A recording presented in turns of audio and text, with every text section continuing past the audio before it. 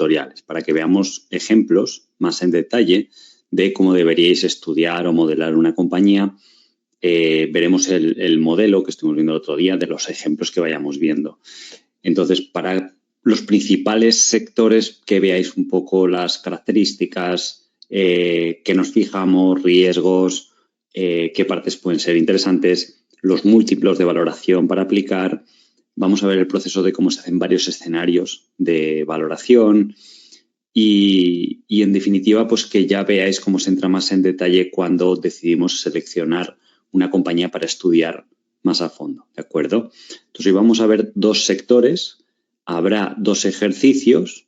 Tenemos el miércoles de descanso, entonces así podéis practicar y resolveremos los dos ejercicios al comienzo de la clase del jueves y el jueves veremos un sector más, que será el de empresas industriales, ¿vale?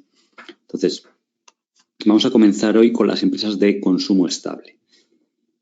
Bueno, como ya sabéis, hoy vamos a estar hablando bastante de compañías. Entonces, esta formación ya sabéis que tiene este carácter formativo para que aprendáis a invertir y que no supone una recomendación de compra ni de venta, ni tampoco es un servicio de análisis para que tengáis que tomar decisiones en base a lo que veamos. Y tenéis que saber que invertir en bolsa, pues tanto en acciones como en fondos, tiene riesgo y que las opiniones que yo tenga de las compañías, incluyendo lo que expresemos hoy, que veremos más en detalle, pues puede que se cumplan o no, dependiendo de la evolución de la economía, de la propia empresa y demás, ¿vale? Entonces, las empresas de consumo estable podéis pensar en la típica compañía de alimentación, de productos de higiene personal, de cuidado personal también. Entonces, estuvimos hablando de Estée Lauder al principio del curso, Procter & Gamble, hemos hablado mucho, Unilever, empresas de comida, bebida tipo Pepsi, que hace snacks y bebidas, Coca-Cola, que también tiene muchas bebidas, pues al final existen pocas amenazas para este tipo de compañías, resisten muy bien a las crisis, son muy predecibles, son muy grandes, tienen mucha liquidez. Entonces, durante los últimos 10, 15 años, como los bonos estaban tan bajos y los inversores querían generar rentabilidad, pues han migrado mucho a este sector.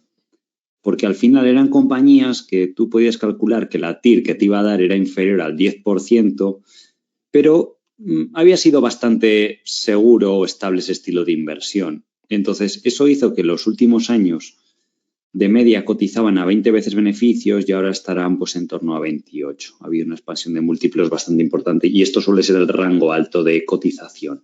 El rango bajo suele ser 15 veces para las más conocidas, las icónicas y demás. Ahora vamos a ver algún ejemplo de alguna menos conocida, pues que es diferente, ¿vale? Pero que sepáis que ha habido ese proceso especialmente en este sector, lo cual ha reducido las potenciales oportunidades de inversión, aunque obviamente también sigue habiendo y demás. Ahora vamos a ver ejemplos, ¿vale?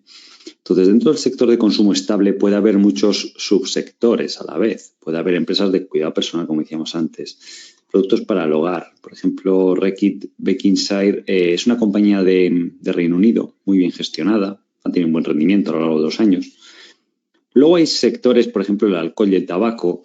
Especialmente las compañías de tabaco, estas sí que desde 2017 han bajado el múltiplo de valoración. Estaban como estas otras a 20 veces, pero ya sabéis cómo son las modas del mercado y demás. Y ahora están a 14, algunas se pueden encontrar a 8, pero digamos que ha bajado bastante. Marcas de comida, por ejemplo, el otro día veíamos Danone en una de las tutorías que me preguntasteis, comparado con Nestlé. Bebidas suaves tipo Coca-Cola o los soft drinks que llaman. Alcohol también, las compañías como Diageo y demás pues siempre suelen cotizar a múltiplos bastante altos. Empresas de lujo. Hay ciertas empresas que podemos ver que a veces van a estar en otros sectores. Por ejemplo, uno de los casos que vamos a ver es Louis Vuitton, los de ejercicio. De hecho, la clase de hoy.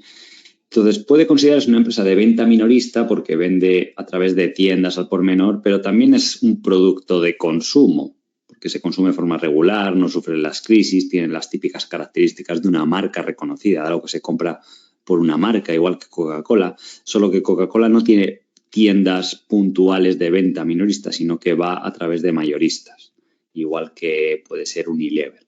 Entonces, bueno, puede haber ahí empresas que pueden estar en los dos sectores y con otros sectores va a pasar igual, ¿de acuerdo?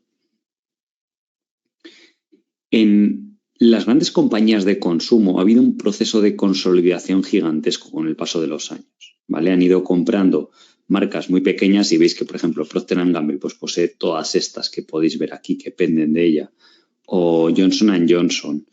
Johnson & Johnson, por ejemplo, esta es una compañía que compramos al principio de True Capital y que, además, hemos hablado en el canal también muchas veces de ella, cumplía esta condición de empresa de consumo estable, buena y tal, pero que sí que estaba en el rango bajo de valoración de 14 veces, ¿vale? Entonces, ha dado buen resultado. Sin embargo, otras compañías, cuando ya está el múltiplo muy expandido y demás, pues han tenido un comportamiento más modesto. Lo que pasa es que es difícil que den sorpresas desagradables. Por eso, a inversores muy conservadores que en bonos no podían ganar nada, pues lo primero que fueron del mercado fue a comprar este tipo de empresas.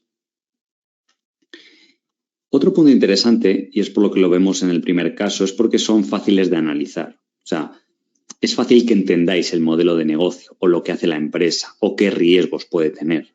Bastante más sencillo que en otros sectores. Entonces, ya que empecéis a analizar, si no tenéis mucha experiencia, pues está bien por empresas de este sector. Aunque luego lleguéis a la conclusión de decir, bueno, estaba cara o tal, pero ya has aprendido algo y a lo mejor en el futuro darán oportunidad y habrá situaciones. También os pongo aquí, sobre todo las más grandes y conocidas, lo ideal es comprarlas cuando hay algún problema puntual, pero que entendéis que puede ser solucionable. Por ejemplo, Procter & Gamble, ¿vale? Durante los años 2000-2001 cayó un 50% en bolsa, que es bastante raro. Entre que bajó un poco la bolsa, hubo movimientos de divisa, porque los movimientos del dólar le pueden afectar bastante a la compañía porque exporta o tiene bastantes ventas fuera de Estados Unidos en dólares, pues, y unos malos resultados puntuales, pues dieron la oportunidad y luego tuvo un buen comportamiento. En otro caso, al ser poco volátiles, la otra forma de ganar dinero en ellas pues es hacer buy and hold, es decir, oye, compro y mantengo durante mucho tiempo, pero lo podéis modelar en la plantilla y demás. Vais a ver que si, salvo que las compres baratas, el rendimiento, lo que os digo, esperado, normalmente suele ser menor del 10%. Para una parte de la cartera, lo que decíamos de los guardianes de cartera, empresas así que te dan mucha solidez, que van a ser poco volátiles y más, puede ser interesante, ¿vale? Riesgos actuales, sobre todo está el tema de los cambios de gustos del consumidor.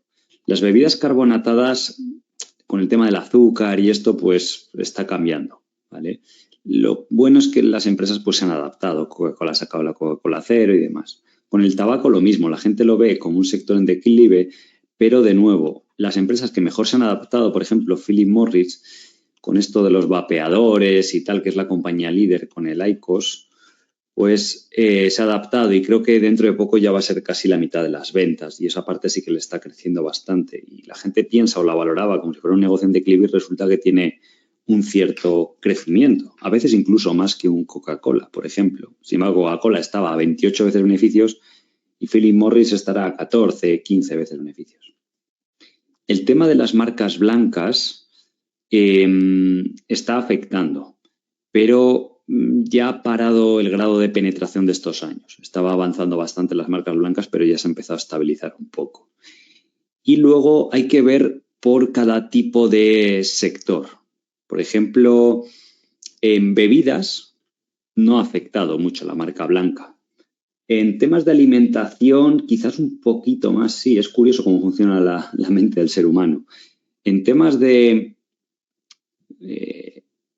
higiene personal, cuidado personal, pasta de dientes, champús, todas estas cosas no ha avanzado, ¿vale? O temas de maquillaje, estética y todo esto, pues tampoco.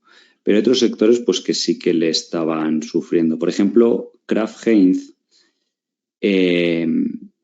la propia directiva admitió de que pues están cambiando un poco los gustos del consumidor y a la vez la compañía tenía deuda, pues era una combinación un poquito peligrosa. Que aunque le desciendan un poco las ventas, cuando uno está al límite de deuda, pues ya le supuso ahí un poco de estrés financiero. el aumento de la alimentación orgánica y también hay que vigilar estas empresas por los casos de pérdida de reputación, ¿vale? Empresas, por ejemplo, un McDonald's podría ser también una empresa de consumo, a la vez que también de venta minorista. Pues durante la época esta del Super Size Me, de aquellos documentales que difamaban a la compañía, pues le afectaron. O a Nike, por ejemplo, en los años 90 con el escándalo de los trabajadores infantiles y demás. O, por ejemplo, Chipotle, hace poco, Chipotle Mexican Grill, que tuvo el caso de intoxicación en otros restaurantes, pues se detectó en 2016 y hasta 2019 no se recuperó, lo cual dio una buena oportunidad. Estos casos de pérdida de reputación, por lo general, se solucionan siempre y suele ser bueno estar atento. Porque yo al principio, cuando empecé a invertir, pensaba decir, bueno, esto se basa en la marca, tal, si la gente... Pero al final la gente lo iba consumiendo tanto, está tan arraigado que tiene que ser algo excesivo. Pero en todos los casos que he visto se suele solucionar. Y es bueno que estéis atentos porque suele ser una oportunidad. El sector se caracteriza por todas las características buenas habituales. Los márgenes de beneficio son muy altos, del 15% para arriba. En cosas como el tabaco, las bebidas alcohólicas llegan al 30%. El ROI, que es muy elevado, puede soportar mucha deuda porque es muy predecible y demás. Con eso pueden aumentar el retorno para el accionista, ¿vale? Los países emergentes también están jugando un papel importante dentro de las empresas de consumo porque es donde está el crecimiento. Entonces, al pasar de ser una clase humilde a clase media, que a lo mejor una clase humilde ganaba $5.000 al año y pasan a ganar 15.000 en muchos países emergentes, pues está demostrado estadísticamente que el consumo de esta clase de productos se dispara cuando sucede eso. Entonces, estas empresas buscan mucho esos mercados, o entrar ellos directamente o comprar compañías ahí. Otra temática de inversión interesante en este sector es buscar empresas con oportunidades de mejora en la gestión o de expansión de márgenes. Por ejemplo, Bill Ackman, hay presentaciones interesantes por internet y habló mucho de Mondelez, tomó una posición activista y explicaba cómo la empresa pues tenía márgenes que eran la mitad de la media del sector y cómo los podía mejorar. La empresa ha estado trabajando sobre ello y ha ido avanzando. No todo lo que podría, pero ha ido recuperando margen y estos años ha tenido un buen comportamiento. O Shiseido, por ejemplo, esto lo hizo muy bien en esta compañía, que seguro que conocéis, son como de cremas de cuidado personal y demás, pero como premium, casi de lujo. Era la típica compañía japonesa mal gestionada, donde a lo mejor hacía un margen operativo del 6%. Y vino una directiva que dijo, oye, los comparables nuestros hacen el 20% y tenemos serias deficiencias en estas áreas y vamos a trabajar en ello, ¿vale? Pues lo que sucedió es que triplicaron los márgenes, con lo cual se triplicó la rentabilidad y con lo cual las acciones se triplicaron en bolsa. Creo que más o menos entre 2014 y 2017. En un estilo de inversión que además esas inversiones son muy asimétricas, porque dices, bueno, si no sucede el evento como tal de que se expandan los márgenes, pues a lo mejor me quedo igual que el dinero que he invertido, porque es un negocio muy estable, muy predecible y bueno, a nada que hagan una pequeña mejora, algo será. Pero si sale el plan bien, pues el upside puede ser muy alto, ¿vale? Entonces, en esta inversión, por ejemplo, Amiral Gestión, que os hablé de François Badelón y demás, pues en su día lo hicieron bastante bien con esa temática. Es otra forma interesante de estas compañías. Luego, bueno, como en todas es importante vigilar la diversificación geográfica a nivel de productos y demás. Ya hemos comentado antes, se comportan muy bien en cualquier entorno económico, incluso en el de la inflación, ¿vale? Warren Buffett comprando todo este tipo de compañías de consumo estable con características similares, lo he explicado muchas veces, en los años 70 y 80 no compró ni un solo banco, ni una sola empresa de materias primas, ni de petróleo, ni de nada, que es lo que te publicitan que lo hace bien en periodos de inflación. Se centró en buenos negocios, con pricing power, que estas compañías lo tienen, con altos márgenes de beneficio, altos retornos sobre lo que te ha invertido y bajo CAPEX. Entonces, interesante característica. Pero esto mismo también se puede encontrar en otros sectores, ojo. Incluso son compañías que en periodos de deflación, que son tremendos para las acciones en general, estas compañías lo tienden a hacer bien. incluso la caída del año 29 y demás, compañías de consumo, vi estudios que habían bajado a lo mejor un 20, un 30%, cuando el mercado había caído un 80 o un 70%. Entonces, en los pocos casos en los que ha habido deflación, pues también se han comportado bien. Lo mismo porque tienen poder de fijación de precios. Y lo ideal es comprarlas a múltiplos razonables, como hemos comentado antes. Y obviamente, iniciar nuevas posiciones en estas compañías cuando ha habido la típica caída de mercado así muy grande del 30, del 20, del 40%, desde mi punto de vista no tiene sentido, porque va a haber miles de acciones muy baratas que a nada que se recupere la confianza, el mercado vea, incluso empresas que no van a sufrir a nivel de beneficios, pero que como no son tan obvias como estas, porque estas son las más conocidas y demás, por eso apenas bajan cuando hay crisis, van a ser mejores oportunidades. Creo que cuando el ciclo económico está avanzado es cuando más interesante juega un papel la gestión de la cartera más interesante, porque dices, bueno, si sigues subiendo la bolsa te va dando retorno y si baja, pues van a bajar bastante menos que el mercado y se pueden vender para comprar otras que hayan bajado más. Entonces, en esa parte estratégica es interesante, pero lo que sí que creo que es un error es decir, no, voy a iniciar posiciones nuevas porque mira lo poco que ha bajado el mercado un 30 y esta acción me da falsa seguridad porque ha bajado un 10. Pero es que luego pues, se va a recuperar el mercado, otras crisis se recuperan, tu acción pues volverá al nivel previo, pero las que han bajado mucho, un 50%, un 40%, pues pueden subir un 70%, un 80%, y de iniciar posiciones o aportar a otras, pues seguro que vais a tener mayores alternativas. Luego, respecto a los múltiplos de valoración, en el entorno actual de tipos de interés es entre 20 y 30 veces. ¿Cómo se deberían valorar? Hay veces que lo que os digo, puntualmente las mejores van a estar a 15 veces. O empresas de consumo, ahora vamos a ver el ejemplo de una menos conocida, pues el rango suele ser de 15 a 25 como mucho, para marcas o empresas más pequeñas. Y obviamente, como todo, estos múltiplos, igual también podemos hacer EV/EBITDA. Si fueran empresas menos conocidas, yo iría a un rango de 10 a 12 o de 9 a 11, más o menos, EV/EBITDA cuando vayamos a valorar en el modelo. Entonces, si son muy conocidas, lo ideal es comprarlas baratas para que tengamos la posibilidad de expansión de múltiplo, porque tampoco son compañías que van a tener mucho crecimiento. ¿Vale? Entonces, vamos a pasar directamente a ver un ejemplo. Nomad Foods es una compañía de consumo menos conocida. ¿Vale? Entonces, vamos a ver, bueno, el disclaimer ya le hemos puesto antes y demás. Entonces, la empresa es una empresa de consumo, de alimentación, pero de alimentación congelada. ¿Vale? Ahora hablaremos de cómo está el sector y demás, pero ya podéis suponer que es bastante predecible el consumo. Es una de las mayores compañías de alimentación en Europa. Aquí en España, si conocéis, por ejemplo, marcas como La Cocinera, se llama, es suya, ¿vale? Por ejemplo, esta marca. O Findus, que por ejemplo también os sonará y demás. Entonces, ha ido creciendo estos años beneficios por acción más o menos a un 10% o superior al 10% anual. Es un sector muy predecible, muy resistente a las crisis. Cotiza actualmente por debajo de la media del sector en cuanto a PER o EV/EBITDA. Los insiders están bastante alineados, sobre todo hay un accionista de referencia. El sector está en consolidación. Hay muchas empresas de congelados locales a nivel de cada país, por cada tipo o línea de producto. Entonces, Nomad las va comprando a múltiplos bajos. Luego, además, extrae algunas, reduce costes y demás. Tampoco mucho, pero se beneficia de meterles en su plataforma de distribución para grandes cadenas de supermercados, de Europa y demás. Entonces, bueno, va creciendo de esa forma. Digamos que el crecimiento orgánico pues es un 3% y por adquisiciones es otro 4%, otro 5%, otro 6%, dependiendo las adquisiciones que haga. Es un negocio que genera bastante caja y es fácil de entender, ¿vale? Tiene esa particularidad que ahora veremos.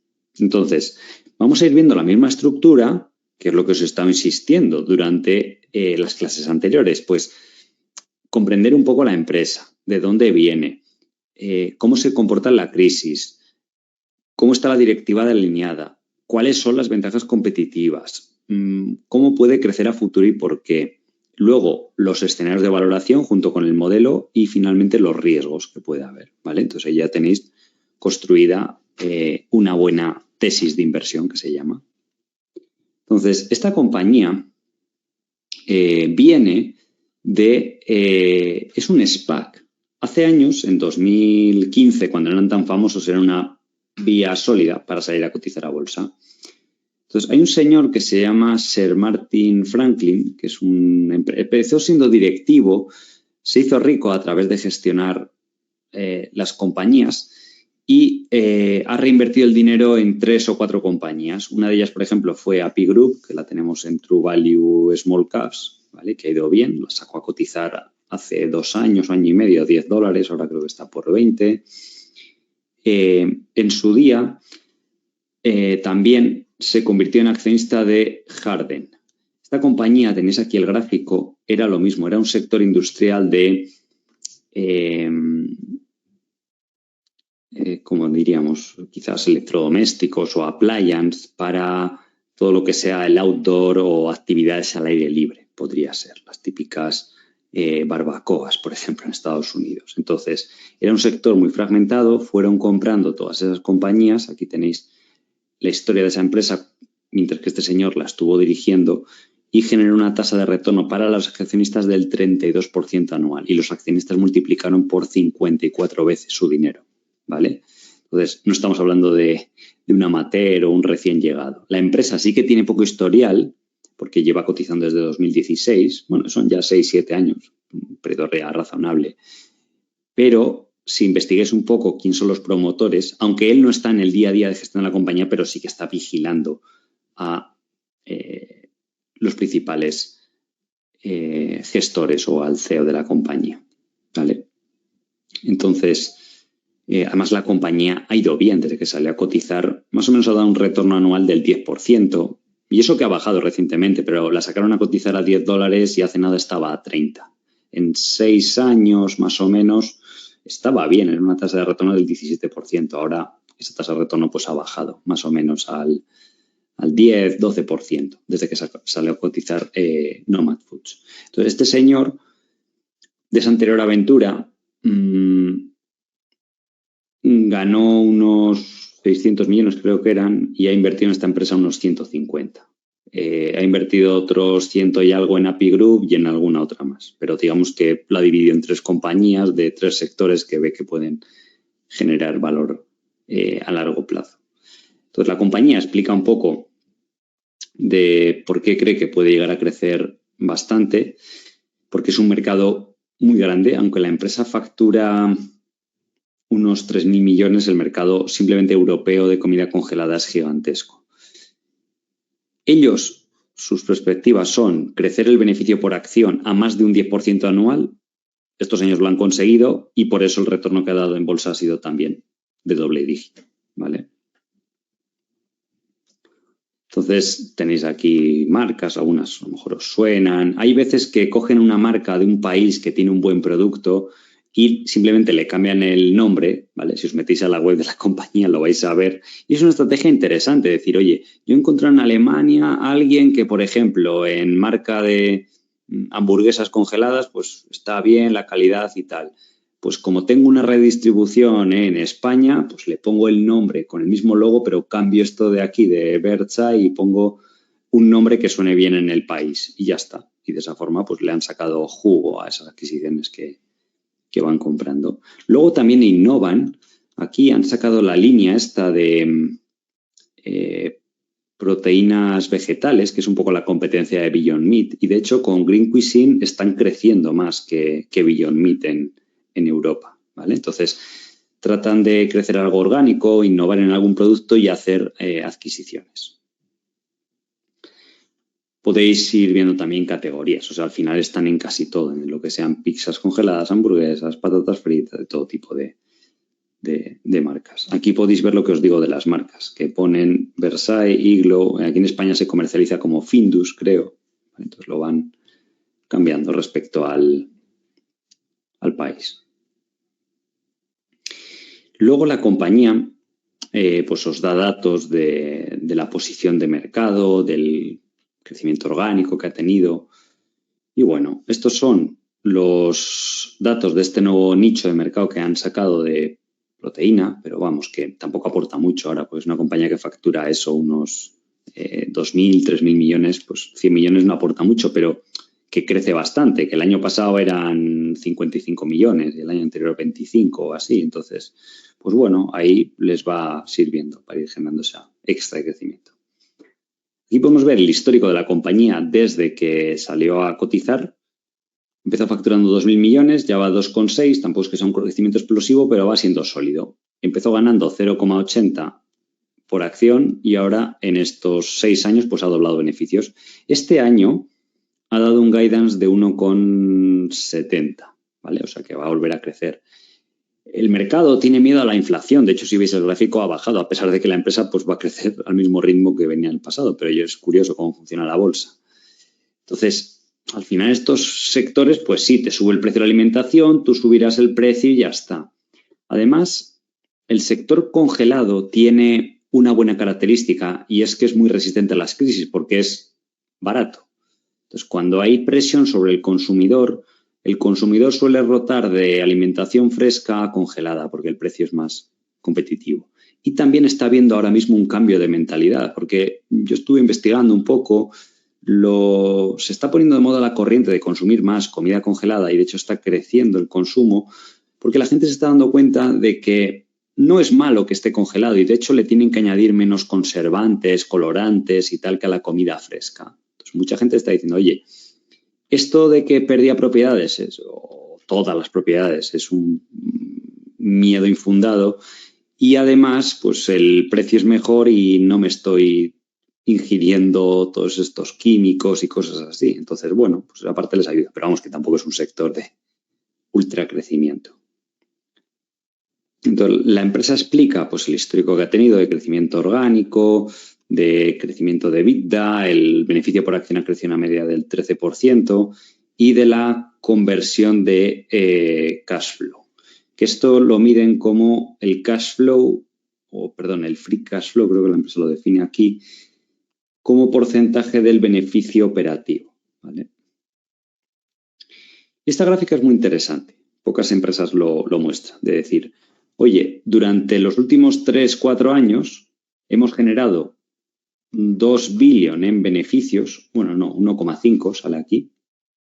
Entonces, hemos distribuido al accionista en adquisiciones. Nos hemos gastado 0,6 en hacer adquisiciones y hemos distribuido también 800 millones en recompras de acciones.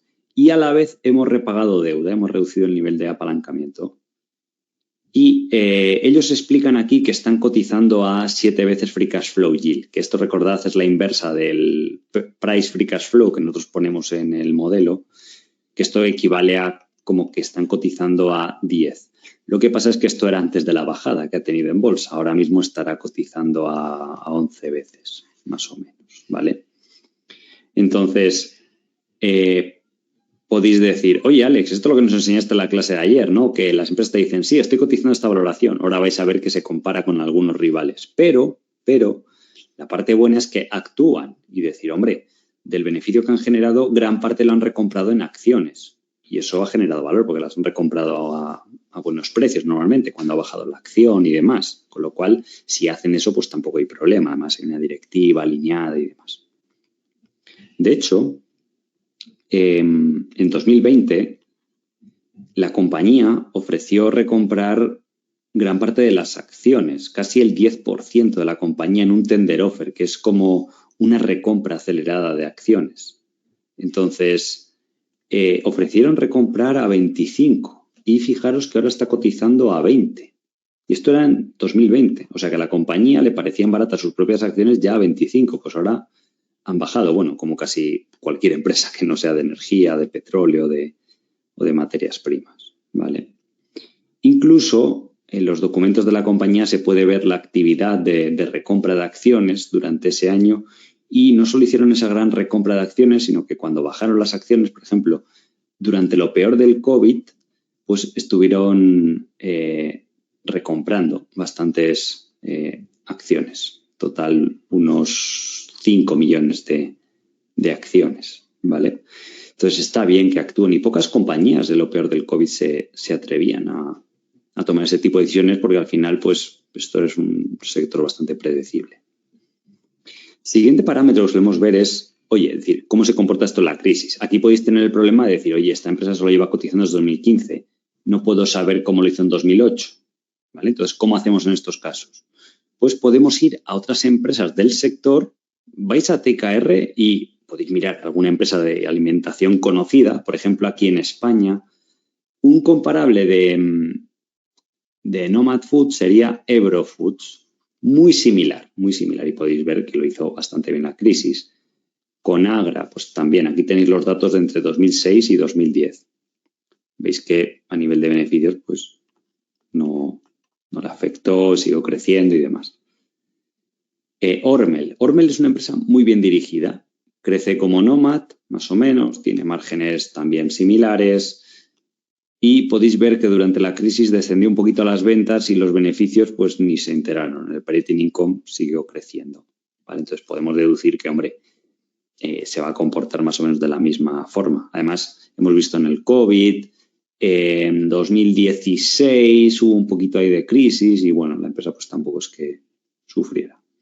Luego podemos ver cómo está el mercado de la empresa y podéis ir a internet y poner Frozen Food Market y como la empresa opera más en Europa, pues ver en Europa. Entonces, hasta 2025 se esperan crecimientos del 6% de media anual. La compañía más o menos está creciendo a este ritmo. Y lo que le pasó a la compañía es que en 2020 se aceleró el crecimiento y en 2021, cuando ha publicado los resultados, pues obviamente se frenó, descendió algo, pero es porque hubo el efecto ese despensa con el COVID y ahora pues se ha ajustado. Está en 2021 y parte del 22 quizás también. Entonces, luego a partir de ahí pues ya se genera una base sólida. Pero como el mercado es más cortoplacista y tal, pues bajó en bolsa. También es importante que se estima que si busquéis datos, tan solo en Europa es un mercado de 100 billions o 150 billions. Entonces, estamos hablando de una compañía que en Europa factura 3 billions, o sea, apenas tiene un 2% de cuota de mercado, a pesar de ser de las más grandes. Para que os hagáis una idea de que solo una empresa de las más grandes tiene el 2% de cuota de mercado, está muy fragmentado. Pueden ir comprando muchas de estas compañías, integrándolas, ¿vale? Si miramos empresas comparables, la propia empresa, lo que os digo, se compara, pero por lo menos en el sentido positivo, de decir, oye, hemos dado más rendimiento en bolsa y es verdad, si miráis desde 2015 que la mayoría de compañías. Pero esto a mí me resultaría raro si la empresa dijera, oye, pues no estoy recomprando acciones, pero sí que está actuando, entonces tampoco hay mayor problema. Y podéis ver pues a qué niveles de cotización están todas estas, ¿vale? Algunas, como Kraft Heinz, han ido mal, o Campbell, porque las empresas de alimentación fresca sí que han tenido un poco competencia de las marcas blancas y también partían de valoraciones bastante exigentes. Luego, obviamente, Nestlé es una empresón y Unilever y tal, con lo cual los múltiplos de valoración no pueden ser iguales, ¿vale? Respecto al tema de los insiders, aquí podemos ver que el señor Sir Martin Franklin tiene el 7% de la compañía, que esto equivale pues a capitaliza 3.000 millones, son unos 200 y pico millones de dólares. Y se estima su patrimonio, pues no sé, creo que podéis buscar en internet de 6.000 a 1.000 millones, una cosa, de 600 a 1.000 millones, ¿vale? Y luego está el CEO, porque este señor ya no está en el día a día de la gestión de la compañía. Lleva desde 2015, podemos ver que desde 2015 ha tenido un buen desempeño la compañía y que no cobra un salario excesivamente elevado. Aquí podéis ver que el salario es de menos de 1 millón de libras, ¿vale? Luego, además, la empresa les pone objetivos de generación de beneficios a largo plazo y demás. Además, el CEO, se me olvidaba aquí comentaros, si veis en la tabla, este señor tiene el 2% de la compañía, que dices, bueno, no es mucho, pero es una empresa muy grande. Tiene en total casi 4 millones de acciones. Esto a valor de mercado son 80 millones de dólares. Entonces, aunque cobre con bonus, salario y tal, 2, 3 millones, estamos hablando de que tiene 40 veces su salario. O sea, este señor, si las acciones se doblan, gana 80 millones. Sin embargo, en 5 años, pongamos que en 5 años gana 2, 3 millones de salario, pues va a ganar 10 millones. Bruto de salario, que luego además esto, las ganancias de capital pagan menos impuestos y el salario pues le queda en 5 millones. Entonces está, en mi opinión, muy alineado, tanto como con el fundador, ¿vale? Luego, respecto a la estrategia de adquisiciones de estas empresas que crecen vía orgánico más fusiones de adquisiciones, está bien ver un poquito que veáis pues qué múltiplos ha pagado,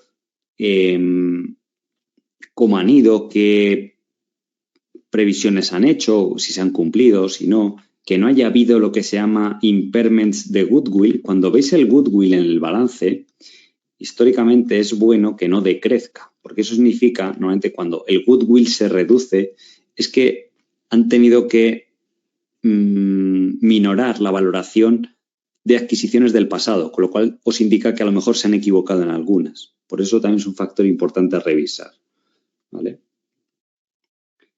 Entonces, ellos buscan un apalancamiento de 2 a 3 veces respecto al EBITDA, porque saben que es un negocio muy estable, que muchas empresas del sector más o menos hacen lo mismo, ¿vale? Buscan un retorno del 15% en estas adquisiciones, ¿vale? Y sinergias y reducir costes como ejemplos como lo que os he comentado antes. Esta parte aquí de la cuota de mercado no está bien, es un 3%, a lo mejor es de otra presentación que se me ha colado, ¿vale? Entonces, la propia empresa explica pues esto mismo en una diapositiva de cómo lo hacen, pero luego es bueno ir y ver de decir, por ejemplo, uno de los últimos deals que hicieron en Europa, pues adquirieron la de Fortenova. Pagaron 600 millones por lo cual equivale de este año 2020, bueno, el año pasado 2021, unas 10 veces EBITDA. En este sector es difícil que aunque sean empresas pequeñas estén a múltiplos bajos, porque el que te lo vende sabe que tiene algo muy bueno, muy predecible, con buenas características, entonces no te las venden baratas. Por eso las empresas de este sector que cotizan en bolsa suelen cotizar de 11 veces EBITDA para arriba y 15 o 16 veces beneficios para arriba. Y lo normal en Nestlé, tal y todas estas pues suele ser 14, 15. Y eso, que esto es una adquisición más o menos grande, de 600 millones. Por ejemplo, esta es otra más pequeña de 240 millones que hicieron en 2018 y también hacía unos 23 millones de EBITDA. Entonces, bueno, pues está más o menos bien comprada o por lo menos un múltiplo menor EV/EBITDA de lo que ellos mismos cotizaban en bolsa. ¿Vale? Que eso también es importante, de decir, hombre, si tú en bolsa cotizas a 6 veces y estás comprando empresas a 12 veces EBITDA, pues hombre, a lo mejor es mejor comprarte a ti mismo en forma de recompra de acciones. Que eso sí que lo ha hecho la compañía. Cuando han estado baratas las acciones en 2020 y parte del 21, pues dijo, oye, no hago adquisiciones y recompro acciones. Cuando la acción subió de esos $16 que estuvo en el COVID a $30, pues dijo, oye, las acciones ya parece que están en su valor intrínseco, pues hizo esa adquisición, la de Fortenova. Ahora, por ejemplo, han bajado las acciones, pues ha anunciado recompra de acciones y lo va gestionando pues bastante bien en ese sentido.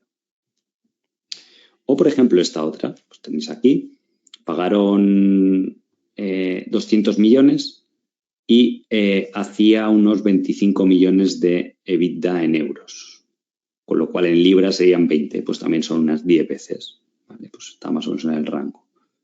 O cuando compraron Iglo. Esto lo que pasa es que lo compraron hace años, que estaba un poco más barata la bolsa y los mercados, en 2014, y pagaron 2.6 billion por una compañía que hacía un EBITDA de 300 millones. O sea, que fue una adquisición más o menos a 9 veces, 8 y algo, ¿vale?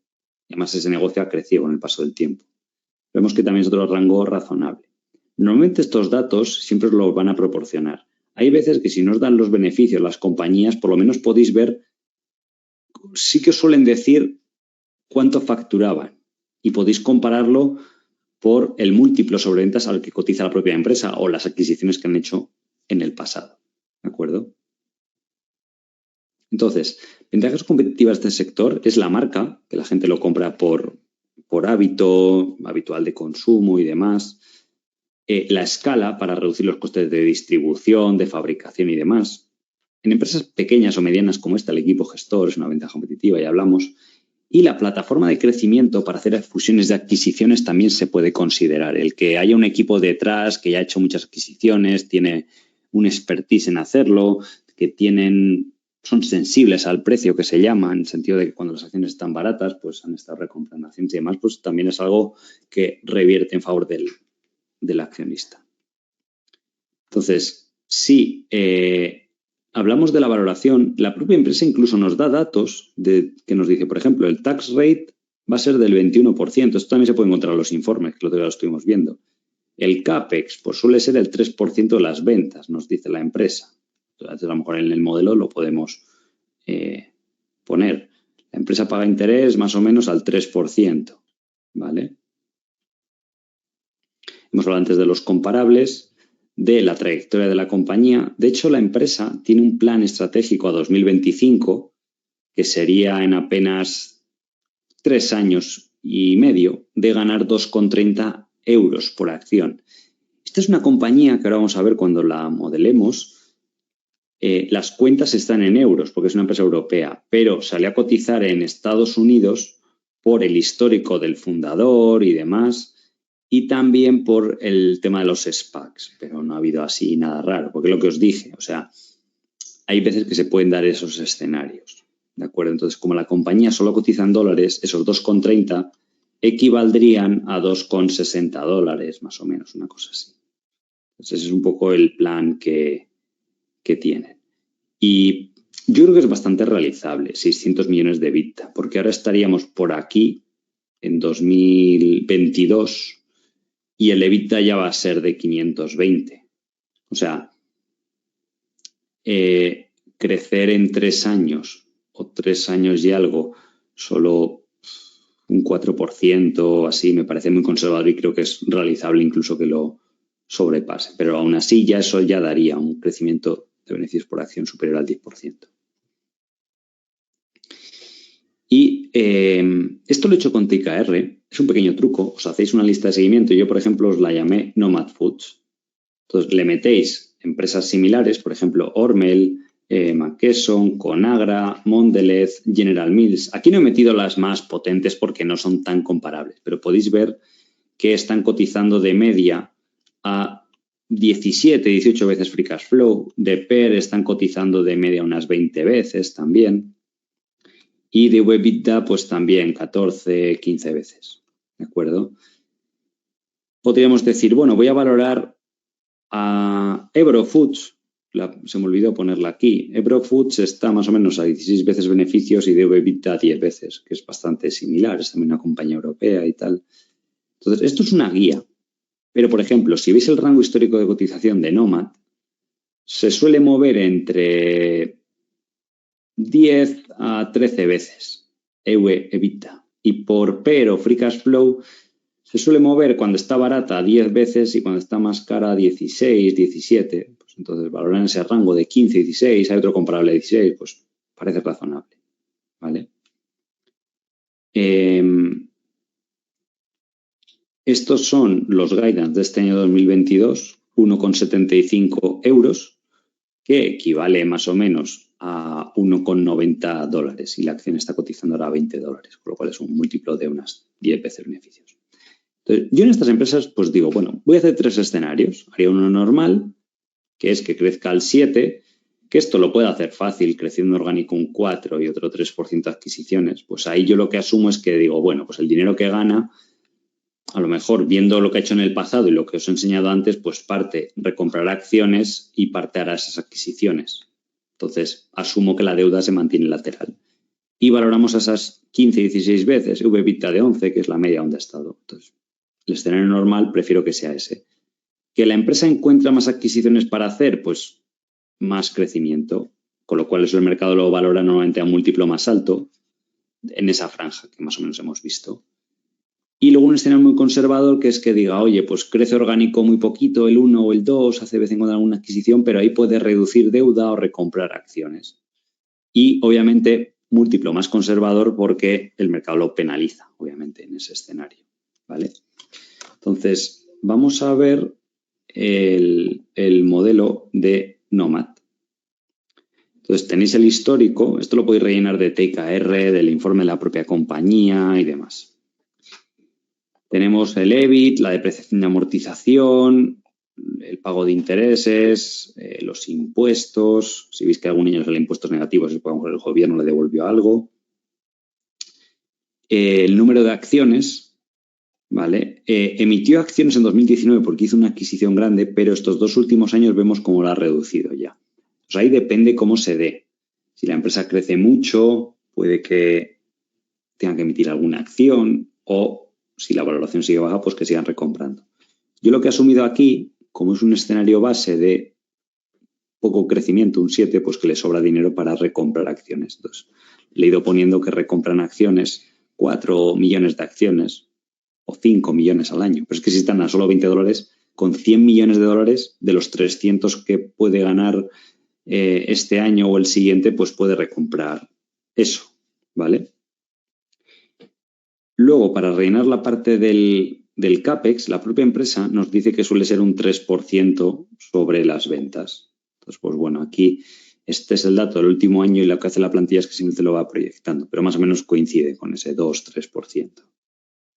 La parte del balance, pues es sencilla. Aquí vemos que el retorno con goodwill, pues tampoco es tan alto, porque en este sector, como las empresas son muy buenas, pues cuando las adquiere, tampoco es que te las regalen, con lo cual es más bajo. Sin el goodwill, que es la línea que vemos aquí, vemos que el retorno del core business, sobre todo los últimos años que ya los estados financieros son más limpios, pues es superior al 15%. Pues bueno, no está mal, ¿vale?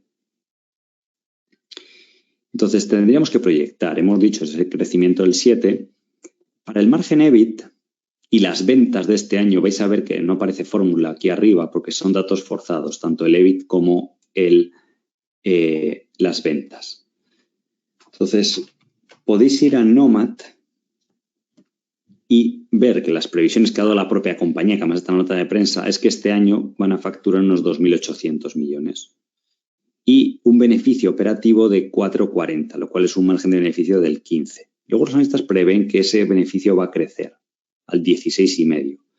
Pero bueno, por ser conservador puede estar bien decir, oye, voy a prever el 15 o 15,5 si queréis de cara al futuro, ¿vale? De tal forma que en 2025 llegarían a ese objetivo que veíamos antes de 2,30, ves aquí abajo, de beneficios en euros por acción, ¿vale? A base de crecer y demás. Y con eso ya tendréis hechas un poco las previsiones en este escenario base.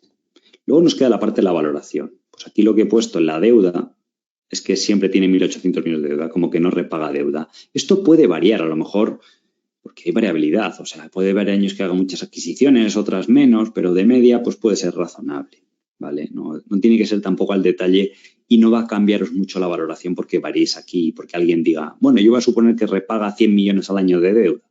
Lo que no puede ser es que tú digas, va a repagar 600 millones al año de deuda, porque es que ni los está ganando. Veis que aquí que está ganando 300 al año, que en el futuro a lo mejor son 400, una cosa así. Y ahora viene una parte un poco más interesante, también por eso están seleccionados estos ejemplos a propósito. Estos datos, todo lo que vemos aquí, como la contabilidad de la empresa está en euros, pues rellenamos el modelo en euros, es lo lógico. Y luego donde pone el precio de cotización veis que aparece 19 y podéis decir, oye, la empresa está cotizando a 21, ¿vale? Lo que he hecho es el precio, lo convierto a euros para poder comparar valoración en euros con precio en euros, ¿vale?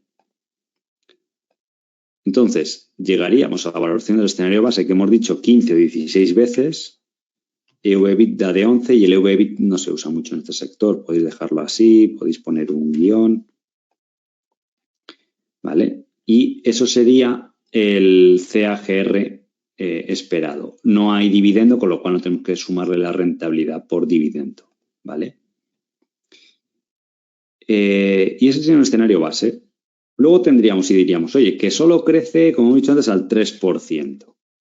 Los márgenes no deberían verse tampoco afectados, aunque podemos decir, oye, pues vamos a poner el 15%, que es peor incluso de lo que va a hacer este año. En un escenario base puedes seguir recomprando acciones. De hecho, se podría argumentar que podría acelerar la recompra de acciones porque no va a hacer adquisiciones apenas. Con lo que crezca orgánico, que es la inflación y demás, pues a lo mejor se puede gastar 200 millones al año en adquisiciones. Perdón, en recompras de acciones. Y otros 100 millones, por ejemplo, para reducir deuda. Entonces tendríamos que puede recomprar a un ritmo de 10 millones de acciones al año, si cotizan a $20. Entonces, a lo mejor en el futuro podríamos poner aquí 156 millones de acciones.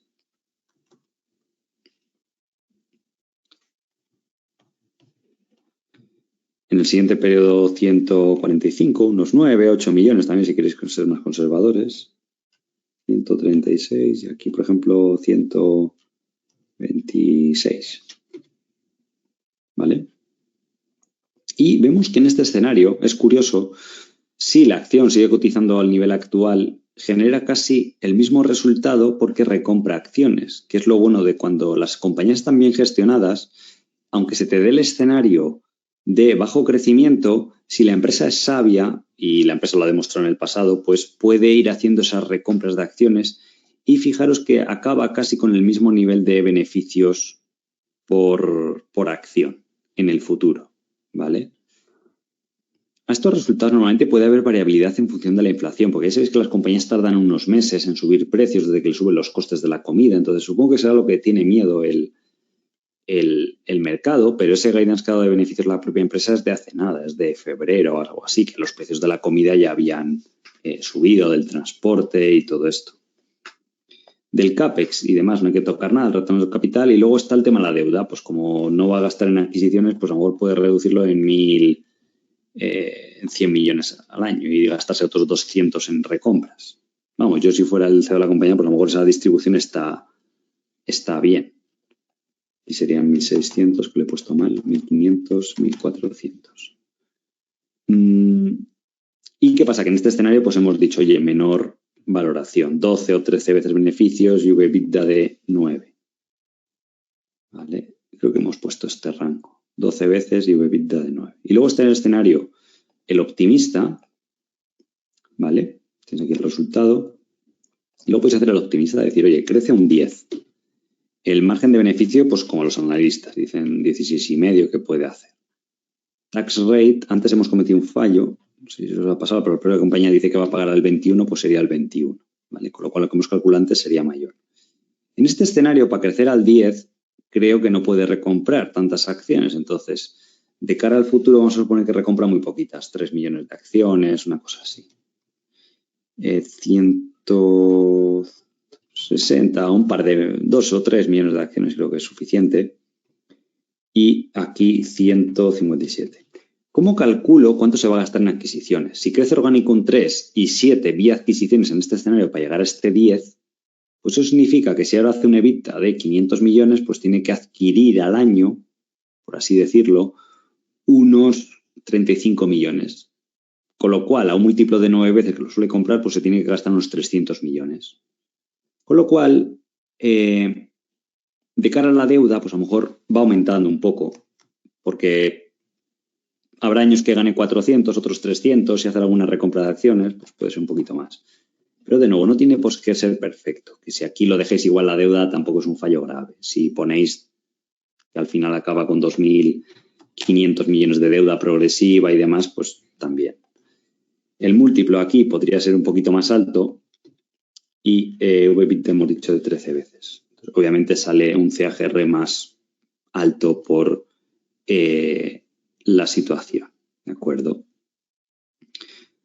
Y porque obviamente el mercado normalmente va a recompensar ese escenario con un múltiplo de valoración más alto. Podéis hacer 12 veces, a lo mejor. Y también en TKR podéis ver lo que os decía de los rangos históricos de valoración de Nomad. Para que veáis también cuando vais a hacer esta valoración de decir, oye, pues a 5 años veis que ha estado en un rango muy acotado, ¿eh? Ha estado de 11 a 13. Por eso en un escenario base valorar a 11 o 12 me parece razonable. Obviamente ha habido periodos de estrés como el COVID, pero no va a valorar como lo peor del COVID a 9 en un escenario base. O aquí, que ha estado a 10 puntualmente. Y por valoración de free cash flow, ¿vale? Vamos a quitar aquí esto. Ha habido periodos que ha estado a 20 veces, ha habido otros de 15, entonces 12 más o menos, 14, es razonable. Y aquí tienes que tener en cuenta que sale más bajo el múltiplo de valoración porque estos son euros y lo está comparando, creo, TKR con el precio en dólares. Con lo cual, múltiplo de valoración sería un pelín más alto, un 10-15% de cómo estaba el cambio euro-dólar en ese momento. Es una particularidad de cuando suceden estas situaciones. ¿Vale?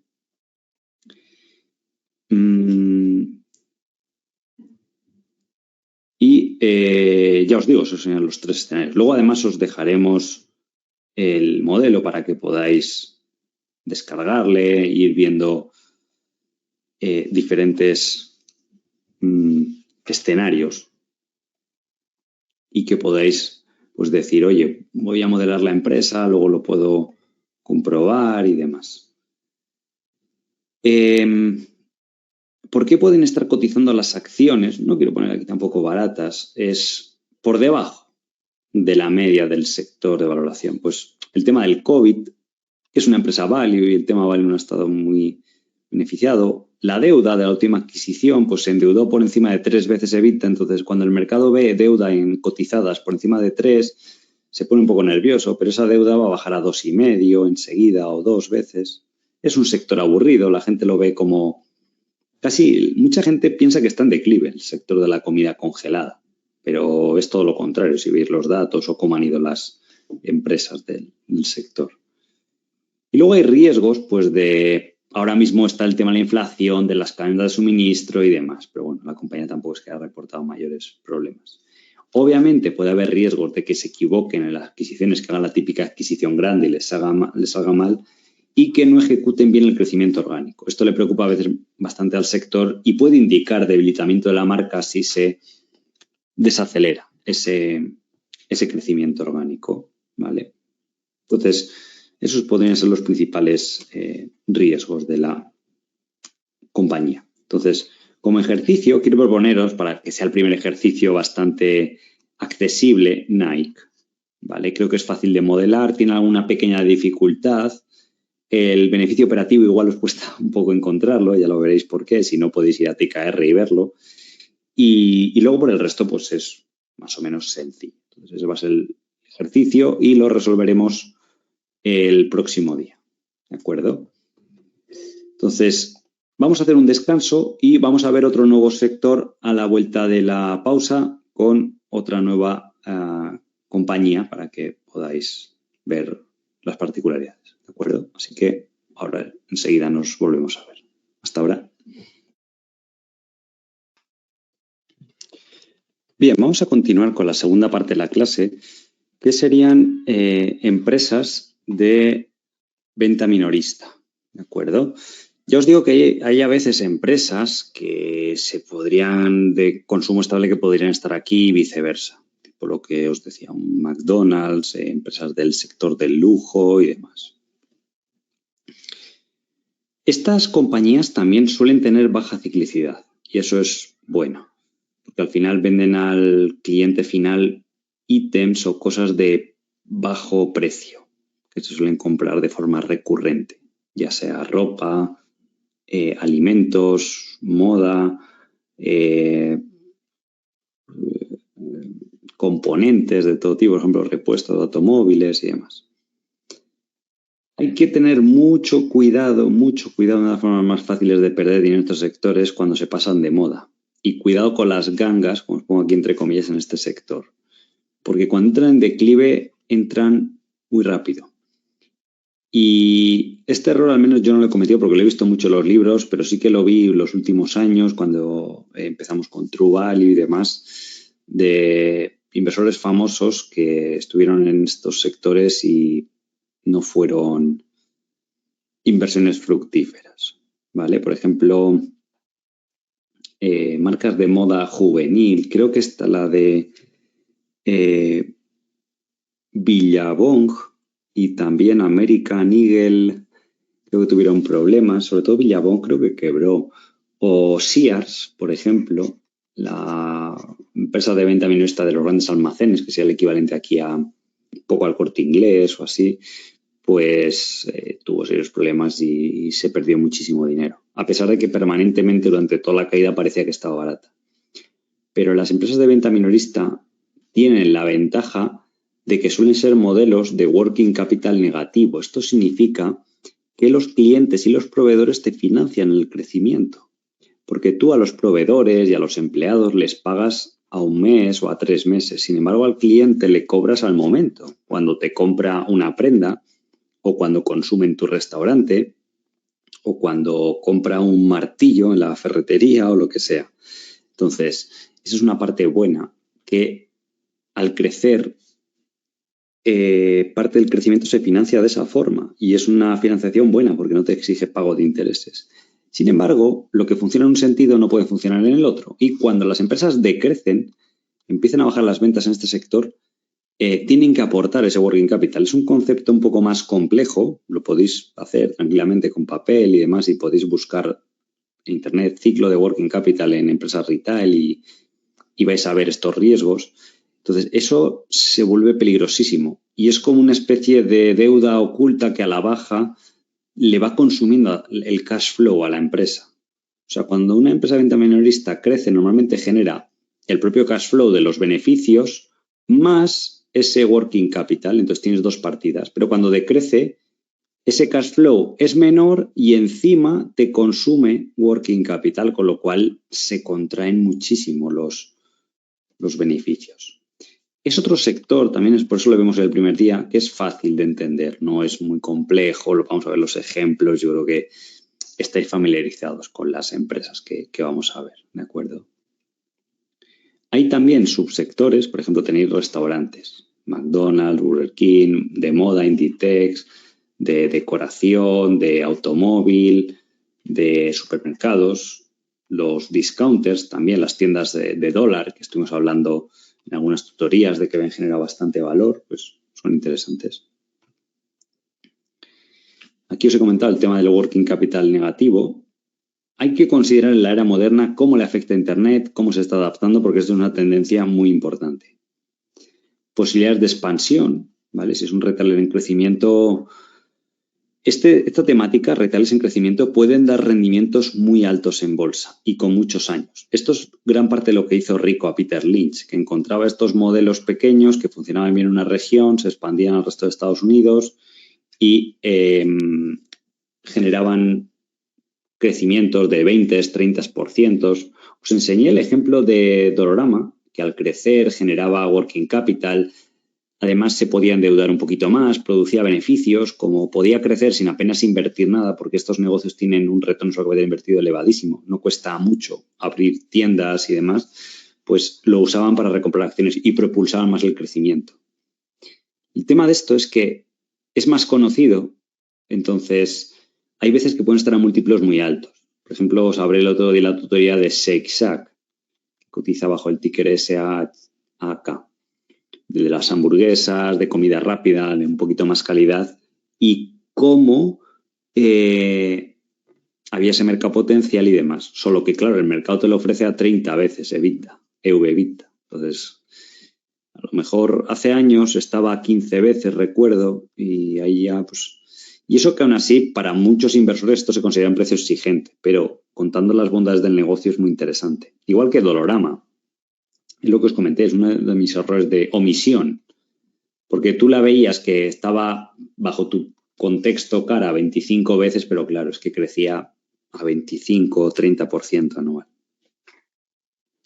Hay que ver cómo se ajusta bien el producto en diferentes culturas. tened mucho cuidado cuando un concepto de retail dice, no, lo estoy expandiendo fuera de, si me funciona en Estados Unidos, lo voy a llevar a Europa. Ojo, porque a veces puede que no funcione bien y es bueno que lo apliquéis. Esto le pasó a los inversores de Abercrombie Fitch, la marca de moda. En Estados Unidos funcionó muy bien, pero coparon el mercado y decían, bueno, vamos a expandirlo a Europa. Y en Europa fue un fiasco. No funcionó bien, hay pocas tiendas y desde entonces los inversores pagaron un múltiplo muy alto cuando más años llevaba creciendo en pico y luego encima esa expansión no fue bien y las acciones pues han estado lateral sin dar grandes alegrías a los inversores, ¿vale? Hay que ver cómo es el modelo de negocio, si es, por ejemplo, 100% Internet, lo que sería un Amazon, ¿vale? Aunque Amazon, ya sabes que tiene el Amazon Web Service, o sea, se puede considerar una empresa tecnológica de venta minorista. Si tiene un modelo de negocio mixto, por ejemplo, Inditex se ha adaptado muy bien al tema de Internet y está, creo que va a tener dentro de poco el 30 al 40% de las ventas por Internet, o empresas que no se han adaptado para nada o muy poco a la venta online. Por ejemplo, Macy's en Estados Unidos ha sufrido mucho estos años y no le ha ido bien y eso es un riesgo hoy en día. Luego también hay que ver si posee las tiendas o si las alquila, que a lo mejor pues, es una ventaja el poseer tú las tiendas, ¿vale? ¿Qué porcentaje de las tiendas posee? Aunque estas tesis, ya os digo que no han funcionado bien, las tesis de Tesco o Sears, que decían los inversores, no, es que las tiendas valen más que lo que capitaliza en bolsa si miramos el valor de esas inversiones inmobiliarias. Pero si tienes que llegar al punto en el que tienes que liquidar el negocio y luego vender las tiendas, entre medias pierdes tanto dinero por el tema del working capital y de los beneficios o de las pérdidas acumuladas que no ha ido para nada bien. O sea, de hecho es que han quebrado o han tenido minusvalías muy grandes. Y luego también está el tema de las franquicias. Si, por ejemplo, es un modelo 100% franquiciado, tipo Burger King, o bueno, Telepizza ya no cotiza, pero lo pararon, pero es un modelo mixto. Tenía parte en franquicia, parte eran operadas.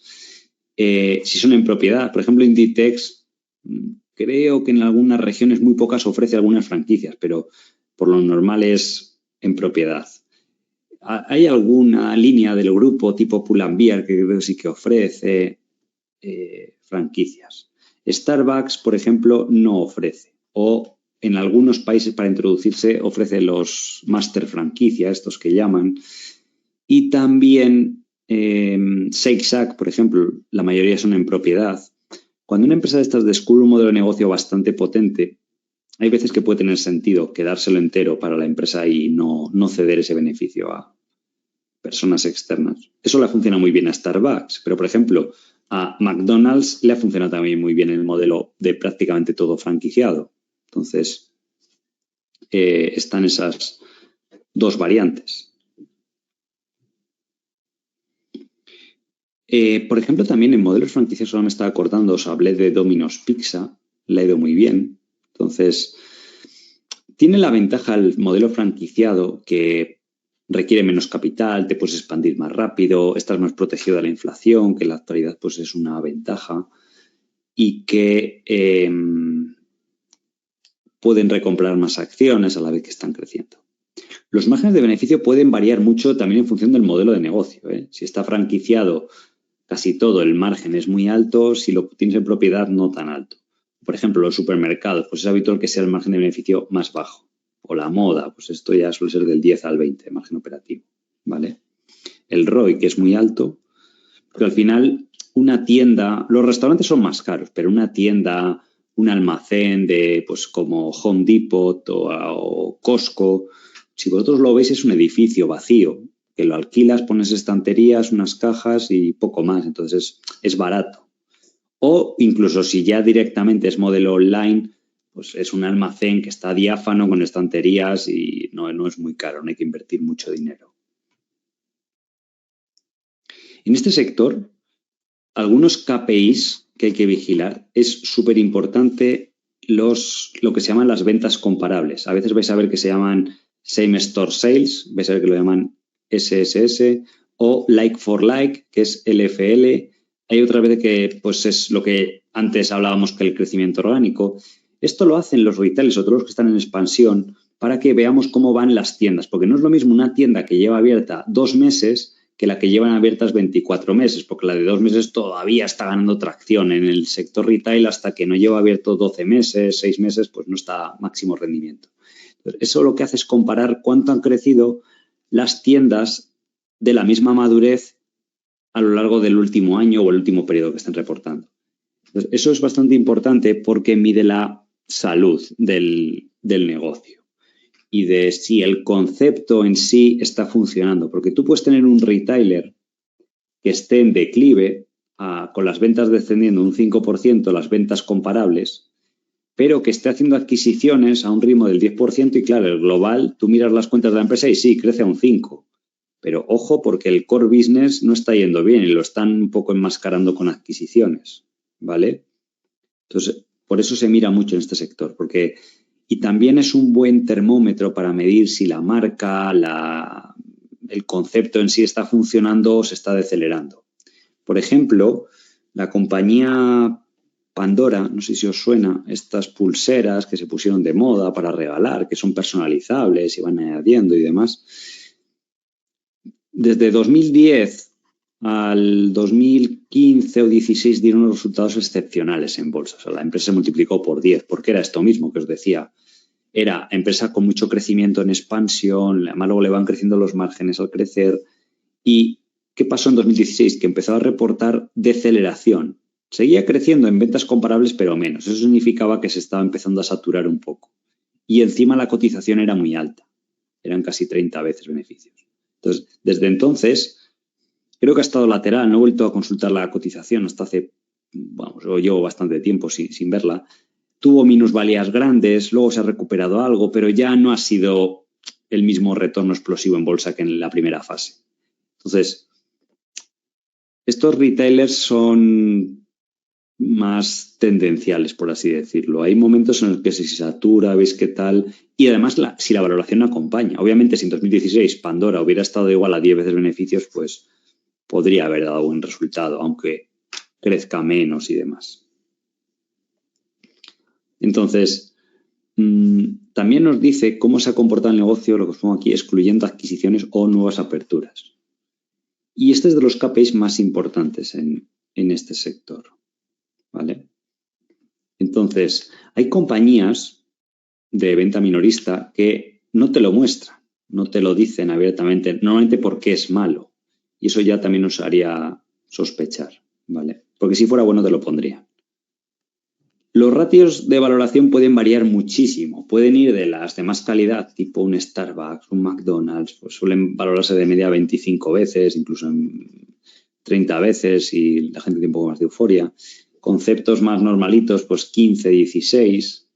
Si están en declive, mejor evitarlos, aunque ópticamente os parezcan que están baratos, porque son peligrosísimos. Por EV/EBITDA puede ser muy amplio el rango de valoración. Entonces, para eso nos apoyaremos en comparables. Ahora veremos ejemplos. Nos apoyaremos en el histórico de cómo ha estado cotizando, ¿vale?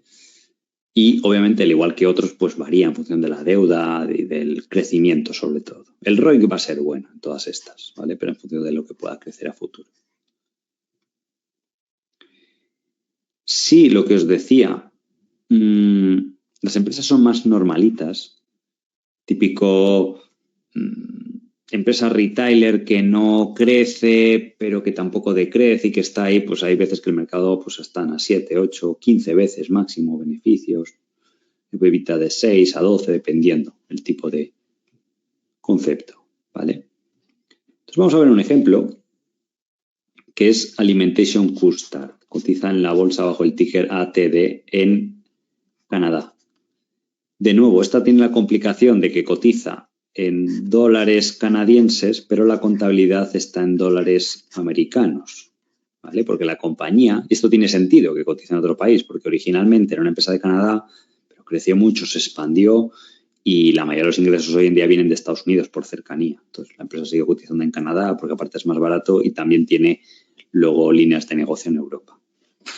Ha crecido durante muchísimos años al 15%, se espera, o la propia directiva ha dicho que va a seguir creciendo a ese ritmo, y lo que tiene son estaciones de servicio o tiendas de conveniencia. ¿vale? La típica estación de servicio donde hay una gasolinera y al lado pues suele haber una tienda o restaurante donde puedes comprar comida, bebida, artículos, cualquier cosa, hasta merchandising y demás. Es un sector muy resistente a las crisis y tiene bastantes ventajas competitivas, sobre todo en forma de escala. Es un mercado estable, está en consolidación, está muy fragmentado, genera mucha caja, los insiders están muy alineados y es un negocio fácil de entender. ¿Vale? Ahora iremos viendo las particularidades y demás. Entonces, lo primero, la compañía tiene unas 15.000 tiendas distribuidas por todo el mundo. 120.000 empleados, una empresa ya grande. Y cuando una empresa ves su presentación y directamente te pone esto, pues dices, ojo, estamos ante algo bueno, ¿eh? Porque esto es dinero predecible en bolsa y eso da tranquilidad al inversor, hace que un inversor duerma seguro y demás. Porque, fijaros, las crisis no se notan. Fijaros 2008, simplemente el EBITDA estuvo al mismo nivel. Es que ni el COVID consiguió tumbar a la compañía. Y eso que prohibieron a la gente circular con los automóviles, para que os deis una idea de lo interesante que es el modelo de negocio. Entonces, el EBITDA ha estado creciendo durante 2 décadas, durante 20 años, al 21% anual. Ahora la empresa estima que se va a frenar un poco, que va a ser al 15%, por tamaño, obviamente. Pero por ese mismo motivo la empresa ha dado ese rendimiento en bolsa del 20% anual y ha multiplicado pues por 100 veces, una cosa así. La empresa además por año te lo hace muy bien porque hacen como nosotros hacemos, te dicen, bueno, en 2018 este fue el EBITDA, 3 billion, me gasté en CAPEX 1.000 millones, en otros ítems que son intereses e impuestos y el free cash flow que me quedó fue 1.200 y te lo explica perfectamente, ¿vale? Y se ve cómo va evolucionando todos los años. Y la empresa, el modelo de negocio que tiene es crecimiento orgánico, obviamente porque abre nuevas estaciones de servicio o tiendas de conveniencia, y también porque compra a otras compañías esos negocios. Entonces, una tienda de conveniencia, el modelo es que es algo que se compra por impulso. Una bolsa de patatas fritas que cuando estás de viaje paras a comprar y te vale $1, pues en el supermercado a lo mejor vale 0,50 y ya está, es margen de beneficio altísimo porque se vende todo al doble de precio y el coste para la compañía es lo mismo prácticamente que para un supermercado. Entonces esta compañía va a empresas como por ejemplo Shell y dice, mira, tú tienes aquí estas tiendas de conveniencia olvidadas, son un quebro de cabeza, no las tienes bien gestionadas, te ofrezco un precio razonable y muchas veces se lo venden y ellos lo integran con su modelo de negocio, ¿vale? Y con eso consiguen aumentar los márgenes, las ventas y lo han ido repitiendo mucho tiempo. Aquí vemos cómo van incorporando. Hay años que compran 2.500 tiendas, otros compran 1.600. Hay años que, por ejemplo, no han comprado nada porque compraron mucho el año anterior. Entonces, pues va variando un poco, pero va siendo predecible con medida que pasa el tiempo. También podemos ver la distribución de ingresos, la mayoría de Estados Unidos. Luego también podemos ver los beneficios brutos de la empresa. Es curioso esto que de la facturación solo un 30% es venta de mercancía y bebida, comida, restaurantes y demás que hay dentro de las estaciones de servicio. Sin embargo, el 53% del beneficio bruto viene de la venta de esos ítems, porque tienen mucho más margen de beneficio que vender combustible, ¿vale? Luego podemos ver cómo lo hizo la crisis. Esto es simplemente la misma gráfica anterior, se ve claramente que no sufre, tampoco hay que detenernos mucho más. Y cualquiera que esté analizando esto, pues diría, oye, ¿y qué va a pasar con el vehículo eléctrico, no? Porque cuando estamos viendo compañías, una pregunta, si no estuvieran viendo esto, es lógico. Entonces, tenéis aquí una explicación de la compañía. Esto está sacado de los conference call de las transcripciones que están en TKR, ¿vale? O bueno, en la propia web de la compañía se pueden escuchar. Lo que pasa es que creo que a veces no está el texto colgado. Entonces, explica la empresa, como es una buena empresa, van un paso por delante del mercado. Entonces, ellos hicieron unas adquisiciones o se situaron en Noruega. Entonces, en Noruega es el mercado mundial más avanzado de venta de vehículos eléctricos. De hecho, el 60% o el 70%, no sé, es muy alto la tasa. Ya de todos los coches que se venden nuevos son eléctricos. Entonces, la empresa dice, voy a hacer este laboratorio noruego, que lo llaman ellos, para ver cómo evoluciona el mercado y adelantarme a mis rivales para cuando esto sea la norma en el resto del mundo, porque acabará siendo, pues ver cómo lidio con ese nuevo escenario. Entonces, ellos lo que te dicen que están haciendo sabiamente es decir, oye, en el futuro la gente seguirá trasladándose de viaje. Entonces, los vehículos eléctricos de momento tienen y tendrán menos rango que los normales, con lo cual necesitan más recargas. Y la empresa dice una cosa muy interesante. El vehículo eléctrico tarda más en repostar, no es como cuando pones gasolina, que es 1 minuto, pagas y te vas. El vehículo eléctrico, y eso que tienen que avanzar la tecnología, porque a lo mejor en tu casa tardan 1 hora, 2 horas, 8 horas en recargar. En sitios de recarga rápida pueden ser 15 minutos a 30 minutos. Entonces, eso hace que por puro aburrimiento la gente entre en los restaurantes y ahí es donde gana el dinero la compañía. Entonces, aunque perderán una parte de ventas, porque la gente recargará sus coches en su casa o tendrá el típico enchufe, cuando estén de viaje van a seguir necesitando hacer recargas y van a pasar más tiempo, con lo cual esa línea de negocio, que es la lucrativa para ellos, teóricamente ganarán. Luego lo que están haciendo en Noruega es decir, nosotros tenemos mucho poder comprador de electricidad, igual que de combustible, negociamos grandes descuentos por escala, somos una de las empresas más grandes del mundo, pues vamos a hacer lo mismo con la electricidad. Vamos a comprarla a precio mayorista y la vendemos a precio minorista. Y a la gente le instalan estos home charger, de hecho en Noruega ya tiene 5.000, donde pues con una tarjeta a la compañía, pues tú te conviertes en cliente de Alimentation Couche-Tard y con eso pues la empresa tiene esa nueva línea de negocio, ¿vale? Pero aquí está bien y pues la compañía explica cómo se va a adaptar. Aquí está una foto, por ejemplo, de lo que serían estas electrolineras del futuro.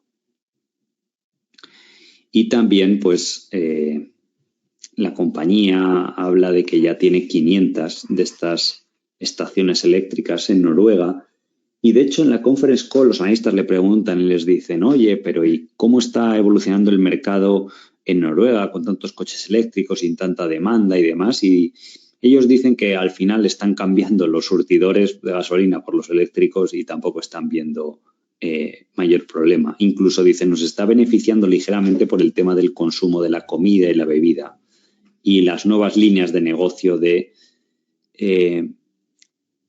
recargadores que están vendiendo para las casas.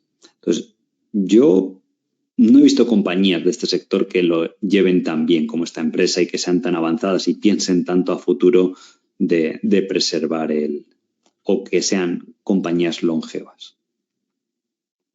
Si miramos empresas comparables, tenéis, por ejemplo, Murphy, que suele cotizar a múltiplos bastante altos, Casey's también es de gasolineras, Parkland Fuels es de Canadá, es muy similar a Alimentation Couche-Tard, solo que es más pequeña y está peor gestionada. Y a pesar de que Alimentation Couche-Tard siempre ha cotizado un poco más cara, si está a lo mejor de media, está a 13 veces, Alimentation Couche-Tard ha estado de media a 17 veces beneficios.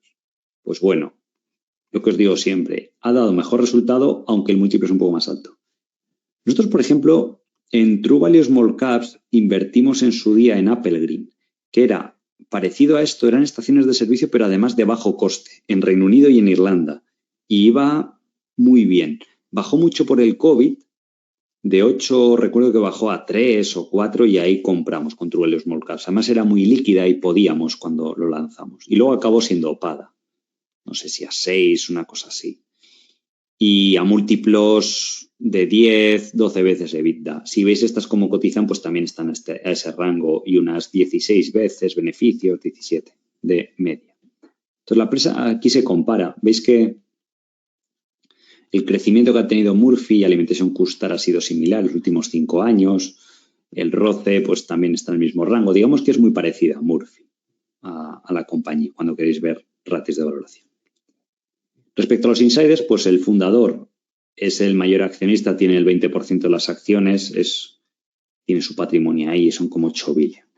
Está muy interesante la historia. Tenéis un libro, que de hecho le tengo aquí, yo en su día le compré. No ha llegado a ser muy famoso porque obviamente pues, las habilidades empresariales del fundador son mayores que las habilidades como escritor y no es tan entretenido, pero la información es muy buena, ¿vale? Entonces, os recomiendo darle un vistazo, si os gusta, por aprender, por pasar el tiempo. Porque la historia de este señor es que él empezó desde cero, o sea, empezó de joven bombeando gasolina en una gasolinera. Luego empezó a trabajar en una pequeña cadena de estaciones de servicio y enseguida ascendió y era director regional de varias de estas estaciones de servicio, pero algo muy pequeñito, y le propuso varios cambios a su jefe para mejorar el negocio, porque él lo veía y tenía esa visión empresarial y podía ver cómo se podían mejorar las cosas, y su jefe completamente le ignoró. Entonces, eso le causó tal sensación de ira y de sensación de revancha que renunció ese mismo día, explica en el libro, al trabajo. Y con el dinero que había ahorrado y demás, pues empezó comprando una estación de servicio, luego otra y así hasta que ha formado el imperio actual. O sea, es la típica historia de un self-made y es curiosa porque ya desde el primer momento el modelo de negocio estaba enfocado en optimizar empresas que no estaban bien gestionadas y que él dentro del sector pues veía que se podía mejorar. Entonces, es lo que lleva haciendo 40 años. Y a día de hoy todavía va a empresas como Repsol o como Shell, que he visto antes, y les dice, oye, mira, yo te pago un precio justo, dime cuánto quieres. Pues 8 veces EBITDA, te dicen a veces, o 9. Tú puedes decir, bueno, tampoco es una ganga, sí, pero cuando en un negocio de márgenes muy bajos, que a lo mejor tiene un margen del 3%, es muy bajo, o del 5% o del 6%, si tú eres listo y exprimes, es que simplemente tienes que reducir los costes un 4% del total. Esto sin más, o sea, no es tan difícil a medida que tú tienes más escala a la hora de comprar combustible, a la hora de comprar artículos de tienda, a la hora de no desperdiciar cosas, pues es que no es tanto, o sea, reducir un 4%, pues con eso alguien que le vende algo que genera unos márgenes del 2, pues a lo mejor él los puede llevar al 6. Y este múltiplo que parecía caro de 9, pues baja a 3, que equivaldría a comprar algo a PER 14 que una vez sinergizado, pues baja a 5. Y de esa forma genera esos retornos sobre el capital invertido pues, superiores al 20%, y por eso está creciendo al 20%, porque reinvierte todo lo que gana con esa filosofía y demás, ¿vale? Entonces, ellos máximo de apalancamiento han dicho, si veis las presentaciones, vamos, que esto lleva poco tiempo, 4 veces EBITDA, aunque eso suele ser puntualmente. Hay veces que suben mucho el apalancamiento y luego a lo mejor 2 años, como antes, no hacen adquisiciones y repagan deuda. El mercado está muy fragmentado todavía, a pesar de que es una empresa grande. El retorno medio anual es del 15% y suelen aumentar los márgenes como mínimo un 30%. O sea, no quiere decir que lo suban al 30%, sino que lo llevan hasta ese nivel. Por ejemplo, las adquisiciones que ha hecho últimamente, pues veis que ha pagado de 7 a 10 veces EBITDA. Y ellos decían, por ejemplo, imaginaos en esta compañía, hacía 400 millones de EBITDA. Las sinergias que prometían al accionista eran de 150 a 200 millones y acabaron haciendo más, 215. O, por ejemplo, esta otra, que hacía un EBITDA de 220 millones, pero ellos de sinergias les trajeron al negocio 125. Entonces, este múltiplo que pagaron de 7 veces, como la empresa gana un 50% más, pues igual baja a 4 veces solo, para que nos hagamos una idea. Entonces, hay miles y miles de estas compañías o estaciones de servicio a nivel global todavía. El sector, ¿vale? Aquí tampoco podéis buscar datos de cuánto crece y demás, pero os podéis imaginar que como es un sector maduro, pues es el crecimiento del PIB mundial, un 3% más o menos. Luego está el tema de la transición, el vehículo eléctrico y demás. Las ventajas competitivas, sobre todo la escala, influye mucho en la venta minorista, el know-how a la hora de operar el negocio y la plataforma de crecimiento. Es obvio y se ve que genera mucho valor y, por supuesto, el equipo gestor es clave porque está relacionado con esto y con esto. ¿vale? Luego, respecto a la valoración, si os leéis los materiales de la compañía, os dice, voy a crecer orgánico en el same store sales, y además que la empresa también habla de ello a veces, al 7,5, cuando el sector crece al 3, con lo cual eso ya es positivo. Y ellos esperan doblar el EBITDA a 5 años, ¿vale? Lo pone aquí en los objetivos de la empresa. Un roce del 16%. Además, ahora tienen poca deuda. Quieren tener ratio por debajo de 2,25 deuda EBITDA. Y un CAPEX que suele ser el 30% del EBITDA. Esto también os puede valer de cara a modelar en la plantilla, ¿vale? Aquí sale el objetivo estratégico. Este es un poco antiguo, es del 2018, luego cuando lleguemos al 2023 pues lo actualizarán. Ellos, su fiscal year 2022 lo acaban ahora. O sea, el 23, esto es un poco el EBITDA que ellos estiman que van a hacer el próximo año, año y medio, ¿vale? Entonces, el fiscal year, ellos, es curioso, acaban el 30 de abril, creo que era, o algo así. Ahora veremos. Y hablan de las estimaciones de cómo van a generar ese crecimiento adicional a 5 años, ese EBITDA incremental. Pues, por ejemplo, en temas de combustible prevén extraer 400 millones, en comida fresca, merchandise, optimización de costes y demás. Lo importante, la cotización histórica, es lo que os digo. Podéis ver que ha cotizado de media 12 veces EBITDA. Si veis la de Murphy, del ticker creo que era Musa, ¿vale? Vais a ver que más o menos está en el mismo rango o más cara porque cotiza en Estados Unidos. Y ha tenido menos crecimiento, ¿vale? Y de beneficios, Alimentation Couche-Tard podéis ver que ha estado de media 17 veces. Ha habido veces que ha estado a 25 veces beneficios. Obviamente cuando el COVID, incluso hace nada, el año pasado, estaba a 13 veces beneficios, ¿vale? Entonces, podemos hacer un escenario normal de crecimiento del 10, 15%, porque la empresa ha dicho que va a ser el 15%, podemos hacer el 10%, a lo mejor es muy conservador, pero está bien. Valoración en la media histórica, EBITDA de 10, aunque históricamente ha sido 11. Uno un poco más optimista, que crezca al 13 las ventas, obviamente el free cash flow y la valoración por EBITDA más alto. Y luego otro más conservador, pero es que esto sería que no hace adquisiciones, ¿vale? Por eso puede reducir deuda o hacer recompras de acciones, que la empresa lo va haciendo y lo está haciendo ahora. Y esto sería crecer orgánico menos de lo que ha propuesto la empresa. Y unas valoraciones, pues, bajas, obviamente, de la típica de empresa buena pero que no crece. Y EBITDA de 9 o 8. De hecho, las propias empresas que compra Alimentation Couche-Tard que no crecen, que no son tan buenas, suele pagar esto, suele pagar 9. Entonces, te puede indicar un poco la valoración en ese escenario más desfavorable. Y luego hablaremos pues de los riesgos, aunque bueno, ya hemos comentado. Entonces, estaría por aquí. Os hemos puesto como que 2022, y esto es algo que os recomiendo, como que está ya acabado, porque su fiscal year ha acabado ahora en abril, solo que tienen que publicar las cuentas definitivas. Va a acabar el 30 de abril, creo que es. Entonces, porque si ponéis como que no está acabado, pues el retorno potencial o la TIR os sale un 20% inferior si modelamos a 5 años. Entonces es mejor decir, oye, pues este dato lo podéis proyectar desde el Q3 analizándolo o podéis ir a TKR y ver lo que se prevé, que creo que es más o menos en ese rango para este año 2000, el que acaba el 30 de abril, ¿vale?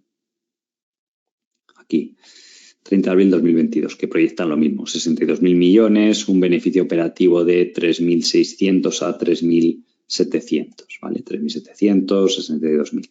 Y luego, de cara al futuro, pues asumimos ese 10% de crecimiento, ¿vale? Los analistas prevén a futuro unos márgenes EBIT de incluso de llegar hasta el 7. Este año, en 2023, puede que sea un poquito menos. A medida que va ganando escala, veis que la compañía se va expandiendo los márgenes. Y eso es bueno, porque su poder de negociación con los proveedores aumenta. Entonces, cuando el margen de beneficio es tan bajo, no es que le pase nada a la empresa, es que es lo habitual de la industria. Porque cuando tú vendes gasolina, ganas céntimos sobre cada litro de gasolina.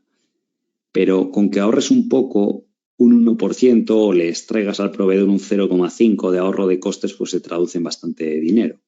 Y esa expansión de márgenes. Entonces, podemos poner 6% para ser un poco más conservadores de margen EBIT. Obviamente, en un escenario conservador, como la empresa crece menos, si orgánico va a hacer un 7, ha dicho, y 2,5 va a ser adquisiciones, pues puede reducir deuda, con lo cual el pago de intereses, este es un dato forzado, pues vamos poniendo que paga menos, porque puede reducir deuda, y también vemos que recompra acciones. De hecho, los últimos 2 años o así ha estado recomprando, porque como no ha hecho adquisiciones o no ha hecho tan grandes, pues ha reducido el número de acciones. Pero podéis ver que es una empresa que ha crecido mucho estos años. O sea, ha pasado de 1.600 millones en 5 años a 3.600. Ha crecido un 15%, con lo cual la proyección futura es más conservadora en este escenario base. Entonces, la recompra de acciones es mínima. Son datos en dólares americanos. Tened en cuenta lo que os he dicho antes. Antes la compañía nos ha dicho, oye, voy a gastar el 30% del EBITDA en CAPEX. Pues por eso más o menos he puesto aquí esta cifra, un 30, un 25, más o menos, 1.600. Si no, podéis poner el dato del último año y la propia plantilla pues os lo va aumentando a ese 10% la tasa de crecimiento. El retorno sobre el capital, vemos, a diferencia de Nomad, si os fijáis, pues es interesante a veces ver el ROCE, como con Goodwill, contando las adquisiciones, ha generado rendimientos más altos, del 22. Esto es muy alto, para hacer adquisiciones. Ya a partir de un 10, 12, 13 está bien. Un 22 dice mucho de la compañía y lo bien que lo hace. Y sin el Goodwill, para mirar cómo lo ha hecho con el core business, excluyendo adquisiciones, pues vemos que también es un buen negocio. Tiene 28, 26, 35. Si la empresa, si a veces vais a modelar empresas que no hacen adquisiciones, normalmente el ROCE con y sin Goodwill debería ser el mismo. También aquí podéis ver el tema que os decía en la línea del Goodwill. Como ha ido aumentando, veis que ningún año ha descendido. Bueno, uno puntualmente, aquí en 2020, de 5.600 a 5.500, pero muy poco. Entonces eso indica que normalmente no ha habido así grandes fallos en las adquisiciones. Y luego a la hora de valorar, pues os hemos puesto como que desciende un poco la deuda, porque claro, gana 3.000 millones al año. Para crecer un 2% vía adquisiciones es crecer al año en 150 millones, más o menos, vía adquisiciones. Si las compra 4 o 5 veces EBITDA, pues con gastarse 600, 700 millones le vale. Con lo cual tiene otros 500, 1.000 millones para recomprar acciones, para reducir deuda. Entonces parece razonable, ¿vale? Que le sobre dinero después de hacer adquisiciones. La cotización también está convertida a dólar americano desde dólar canadiense. Ya sabéis que el cambio está a 1,25, pues la acción en dólar canadiense está cotizando a 57, creo que era, o 59. Es lo mismo que si os sale aquí 80, pues esto es dólar americano. En dólar canadiense sería un 25% más, pues es como $100, ¿vale? Y ahora está cotizando a 57, por ejemplo. Y tened en cuenta eso, que el año fiscal pues acaba en el 22. Habría que sumar la rentabilidad por dividendo, que creo que da algo, a lo mejor es un 1% adicional a esto, y los múltiplos de evaluación que hemos dicho antes, 11 veces EBITDA, PER, Free Cash Flow de 17 veces, está bien. Luego tendríais un escenario conservador, que es lo que hemos dicho, que es que crezca un 3%, ¿vale? Creo que habíamos dicho eso. No, un 5. ¿Vale? Márgenes, pues igual, que no se expanden ya más. El tax rate que paga la compañía es del 19, aunque está domiciliada o gran parte de los beneficios viene de Estados Unidos, que se paga el 21, pero tiene algunas deducciones y demás. Y veis que por los últimos años está pagando al 19. No hay minoritarios, bueno, no son así muy significativos, por eso lo podéis dejar a 0.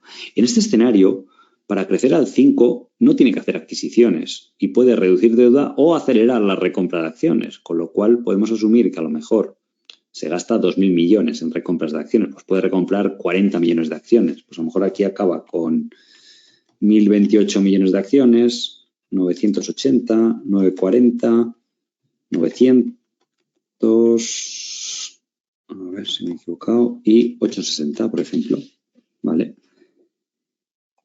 El CAPEX y demás es similar, tampoco es que vaya a aumentar mucho ni vaya a cambiar demasiado, aquí no hay que tocar gran exceso, el precio cotizacional que es, y la deuda pues se puede reducir a este mismo ritmo. No creo que la compañía esté interesada en reducir mucho más de esto.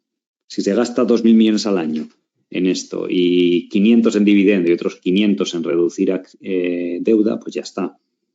Podéis ver cuánto dividendo ha pagado. Si es que yo creo recordar que lo pagaba. ¿Vale? Podéis ver aquí en los financials, en cash flow, dividendos al año son 300 millones. Veis que el año pasado en recompras de acciones se gastó 1.600 millones. Bueno, los últimos 12 meses, por así decirlo. Entonces, una compañía que también nos demuestra que está bien gestionada, que dice, bueno, pues cuando no hago adquisiciones, hago muchos recompras de acciones y algún dividendo. Habrá otros años que haga más adquisiciones, con lo cual veis que no ha habido recompras de acciones. Pues, joder, eso está bien, ¿vale? Eso es muy importante. Yo al principio le daba menos importancia a esto. Y es por ese motivo pues, que las acciones van bien a 10 años. Que incluso, fijaros ahora, ha habido, y eso que no es una acción de commodities o materias primas, ha habido algo de volatilidad, pero ha bajado poco en bolsa. En el COVID bajó poco, bajó de 44 a 33. Y vemos que es la típico gráfico de sube, consolida, vuelve a subir a medida que va generando valor el negocio. Podéis ver el rango de valoración que os decía antes, incluso de free cash flow de los últimos años. Veis que a veces ha estado a 21, otras veces a 15, pero la media suele ser eso, 17, 18, por ahí. Y de beneficios normalizados también. ¿Qué pasa? Que en este escenario, pues el mercado a lo mejor dice, oye, pues 13 veces beneficios, EV/EBITDA de 9, y EV/EBITDA, pues aquí tampoco se usa excesivamente este sector. Y ese es un poco el resultado. Sale positivo, ¿vale? Más un poco el dividendo, pero es para un escenario negativo, que al final en bolsa lo que buscamos cuando vosotros vais a seleccionar vuestras propias inversiones, pues es decir, oye, si me sale muy mal, que no pierda dinero. La regla número 1 que decía Warren Buffett, sobre todo a largo plazo. Obviamente esto siempre puede haber desilusión, porque a lo mejor pasan un año o dos, las acciones igual van a bajar si no cumplen esos planes o si no demuestra un poquito de crecimiento, o si el margen se comprime un poco, pero es más a largo plazo. Si crece a un 13, podemos asumir que los márgenes se expandan un poco a eso, al 6,5. Obviamente aquí no puede recomprar tantas acciones porque tendría que gastárselo en adquisiciones. Vamos a suponer que siempre hay las mismas, 1.068.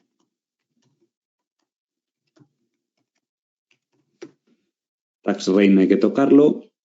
Y en este escenario igual no puede repagar deuda. Eso tenedlo en cuenta, ¿eh? Cuando hagáis escenarios que a lo mejor dice, oye, pues ya no me sobra dinero después de haber hecho inversiones. Pues vamos a dejar el mismo tipo de nivel de tipos de interés o de intereses que paga la compañía. CAPEX y retornos del capital no hay que tocar nada y de nuevo la valoración.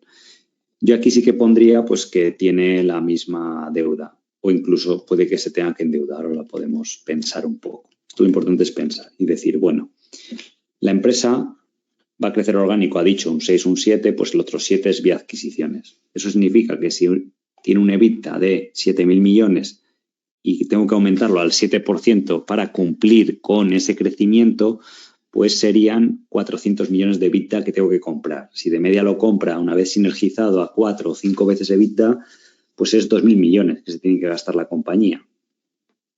O 2.000 y algo. Puede ser incluso 3.000, ¿vale? Entonces, a lo mejor, si gana 4.000 al año, pues incluso le puede quedar algo para reducir deuda, recomprar acciones. Pero igual para ser más conservadores, pues está bien decir, oye, pues no asumo que no recompran acciones ni reducen deuda, ¿vale?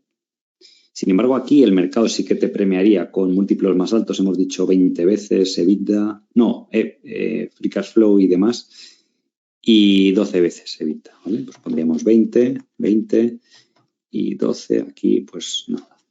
Entonces vemos que el CAGR, pues obviamente es más alto.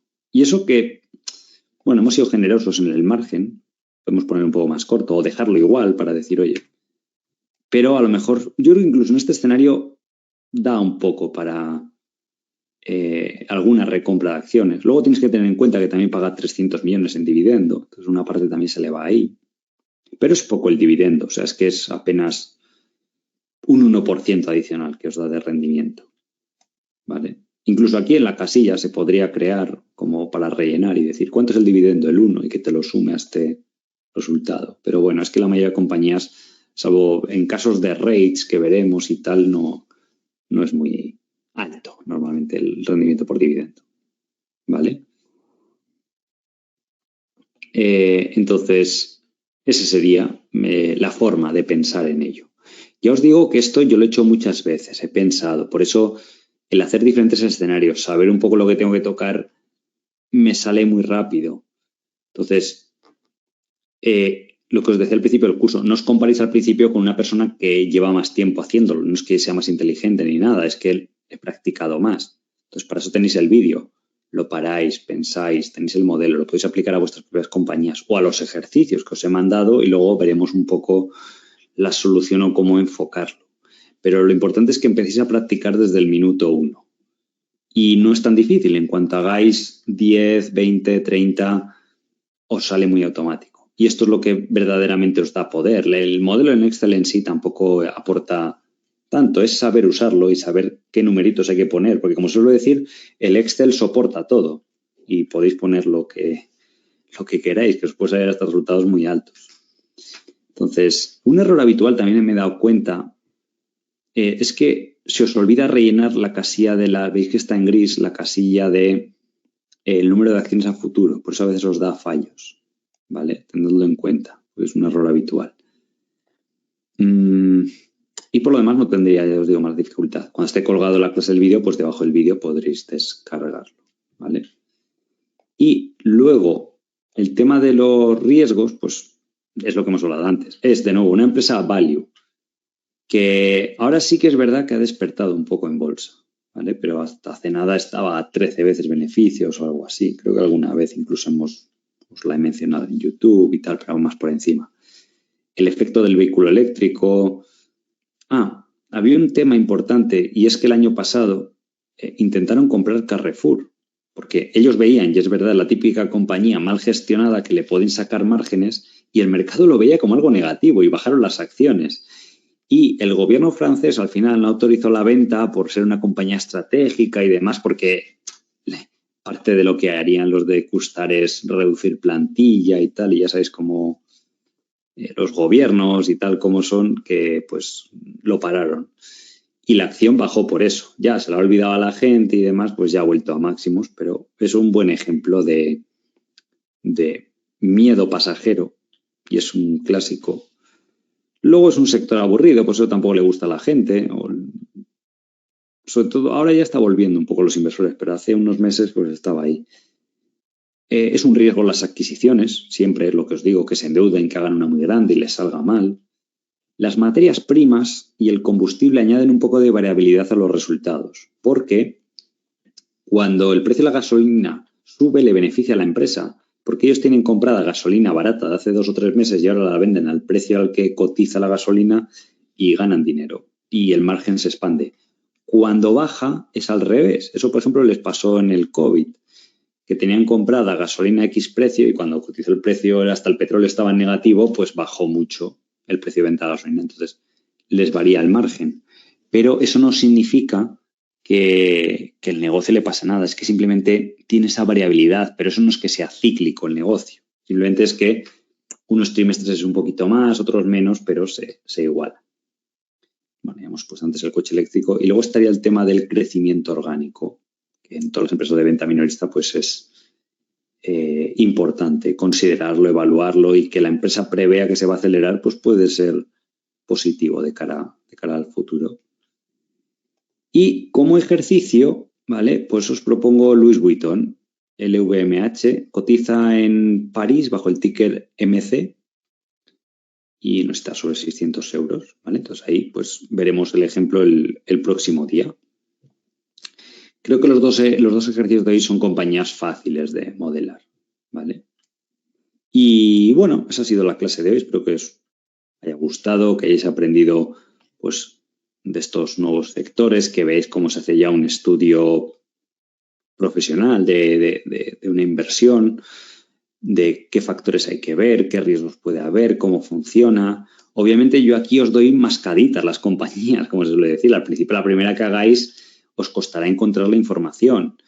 Va a haber otras que no las comprendáis, pues pasad a la siguiente.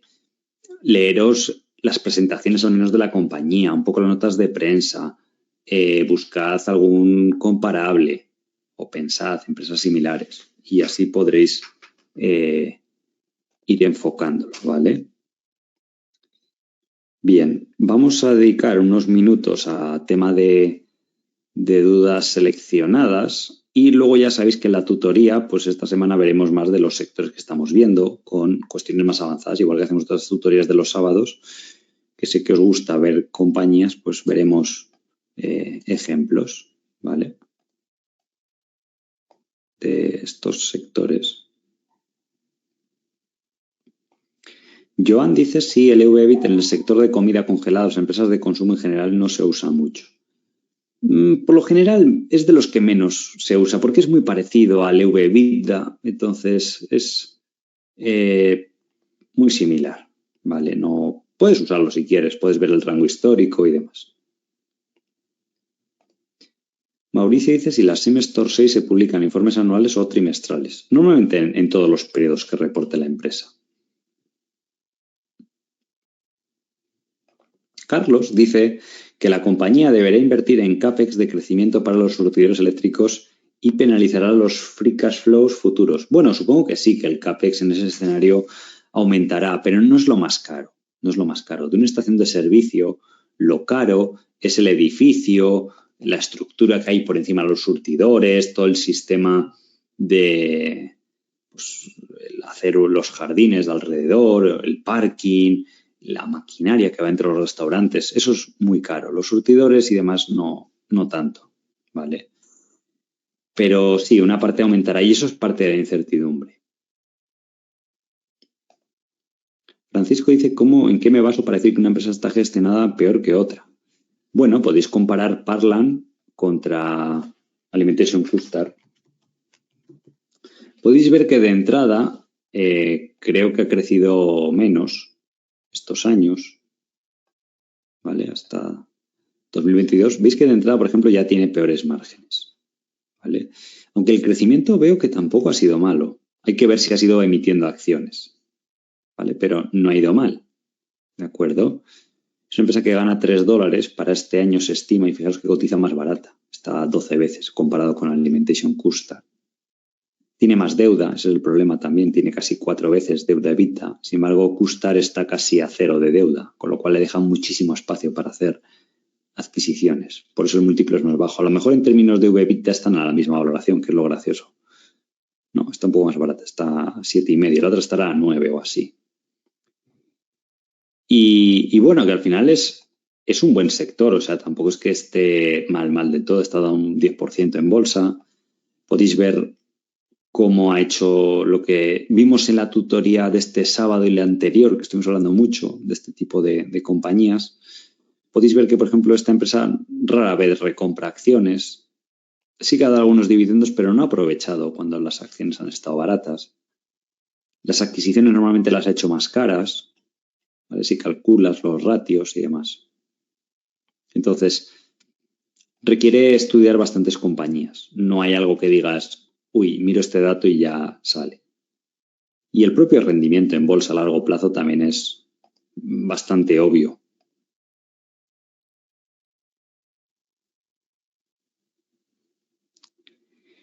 Mark dice que estoy suponiendo que la directiva tomará decisiones sí o sí, y si no recompra acciones ni devuelve deuda, lo deja en la caja, y me pone, hoy vas muy rápido, no te sigo. Sí, eso a lo mejor os puede pasar a algunos de vosotros, que os cueste más cuando entramos en cuestiones ya más técnicas. Pero os digo que esto lo vais a aprender, o sea, que al final para eso está el vídeo, lo podéis ver muchas veces. Yo asumo eso, que van a hacer esas decisiones porque es lo que han hecho en el pasado y es la misma directiva. Entonces, me resultaría extremadamente raro que el dinero que ganen digan, no voy a hacer adquisiciones, tampoco voy a recomprar acciones, ni voy a dar dividendo. Porque si las acciones están caras de Couche-Tard, pues supongo que no harían recompras, ¿vale? Que no hay adquisiciones para hacer, vale que no lo hagan, pues entonces te darán mucho dividendo o dividendos especiales, estoy segurísimo. O bueno, o a lo mejor dicen, voy reduciendo deuda, me quedo a cero y ya saldrán, ya habrá una crisis o algo y habrá alguien que me venda el negocio. Entonces, esto tiene cierta variabilidad, ¿no? Nunca, obviamente no se va a cumplir al 100%, pero para eso, pues hacemos varios escenarios y puede que se dé el negativo o puede que se dé el negativo y encima no recompren acciones, pues ahí igual es cero el CAGR o, ¿vale?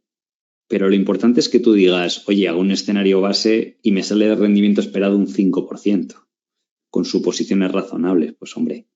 Y luego también todo se tiende a igualar dentro de la cartera, es lo que os expliqué. Yo tengo medido en True Value antes de comisiones para medir mi performance, ¿vale? Porque luego las comisiones pues, es una empresa, pero es un 15% bruto el que hemos obtenido estos años. ¿Por qué? Porque en escenarios medios, cuando he valorado compañías, he tratado de buscar eso y juntando una cartera que tiene esa expectativa, pues tiende a empujar en esa dirección. Solo que a nivel micro, dentro de la cartera, pues hay empresas que en estos años se han triplicado, otras solo han subido un 50%. Luego la propia cartera, pues hay años que sube un 20%, otros baja un 10%. Pero a 3 o 5 años es muy probable que si hacéis un buen trabajo de valoración con escenarios base y lo que os haga en escenario estándar, y podéis calcular hasta la media de vuestra cartera, de decir, tanto espero en esta compañía y qué rentabilidad media ponderada me aumenta. Pues si juntáis una buena cartera con esa expectativa de retorno, lo lógico es que dé eso, si está bien hecho, con suposiciones conservadoras. Y para eso, pues uno invierte en 10, 12, 20 compañías y habrá algunas que vayan mejor, otras que tomen decisiones, pero siempre suele haber sorpresas positivas, ¿eh? Sobre todo cuando, es lo que os digo siempre, cuando invertís en buenas compañías, tiende a haber, a veces también va a haber sorpresas negativas. Lo malo es si empecéis a meter muchas empresas en cartera de baja calidad, no bien gestionadas, pues os digo por experiencia que lo que suele pasar es que os dan sorpresas pero negativas. Entonces, también está ese factor aleatorio dentro de unos márgenes, ¿vale? De que la empresa encuentre una adquisición buenísima, de que tengáis una compañía y se pone de moda el sector o se pasa de moda, también puede ser. Lo importante es que si se vaya a pasar de moda no hayáis invertido a múltiplos muy altos, ¿vale? Que es donde se puede perder. Entonces puede que a veces los sectores en un año, en dos, se pasan de moda, otras veces vuelven a estar de moda. Pues tendrás varios de esos en cartera, ¿vale?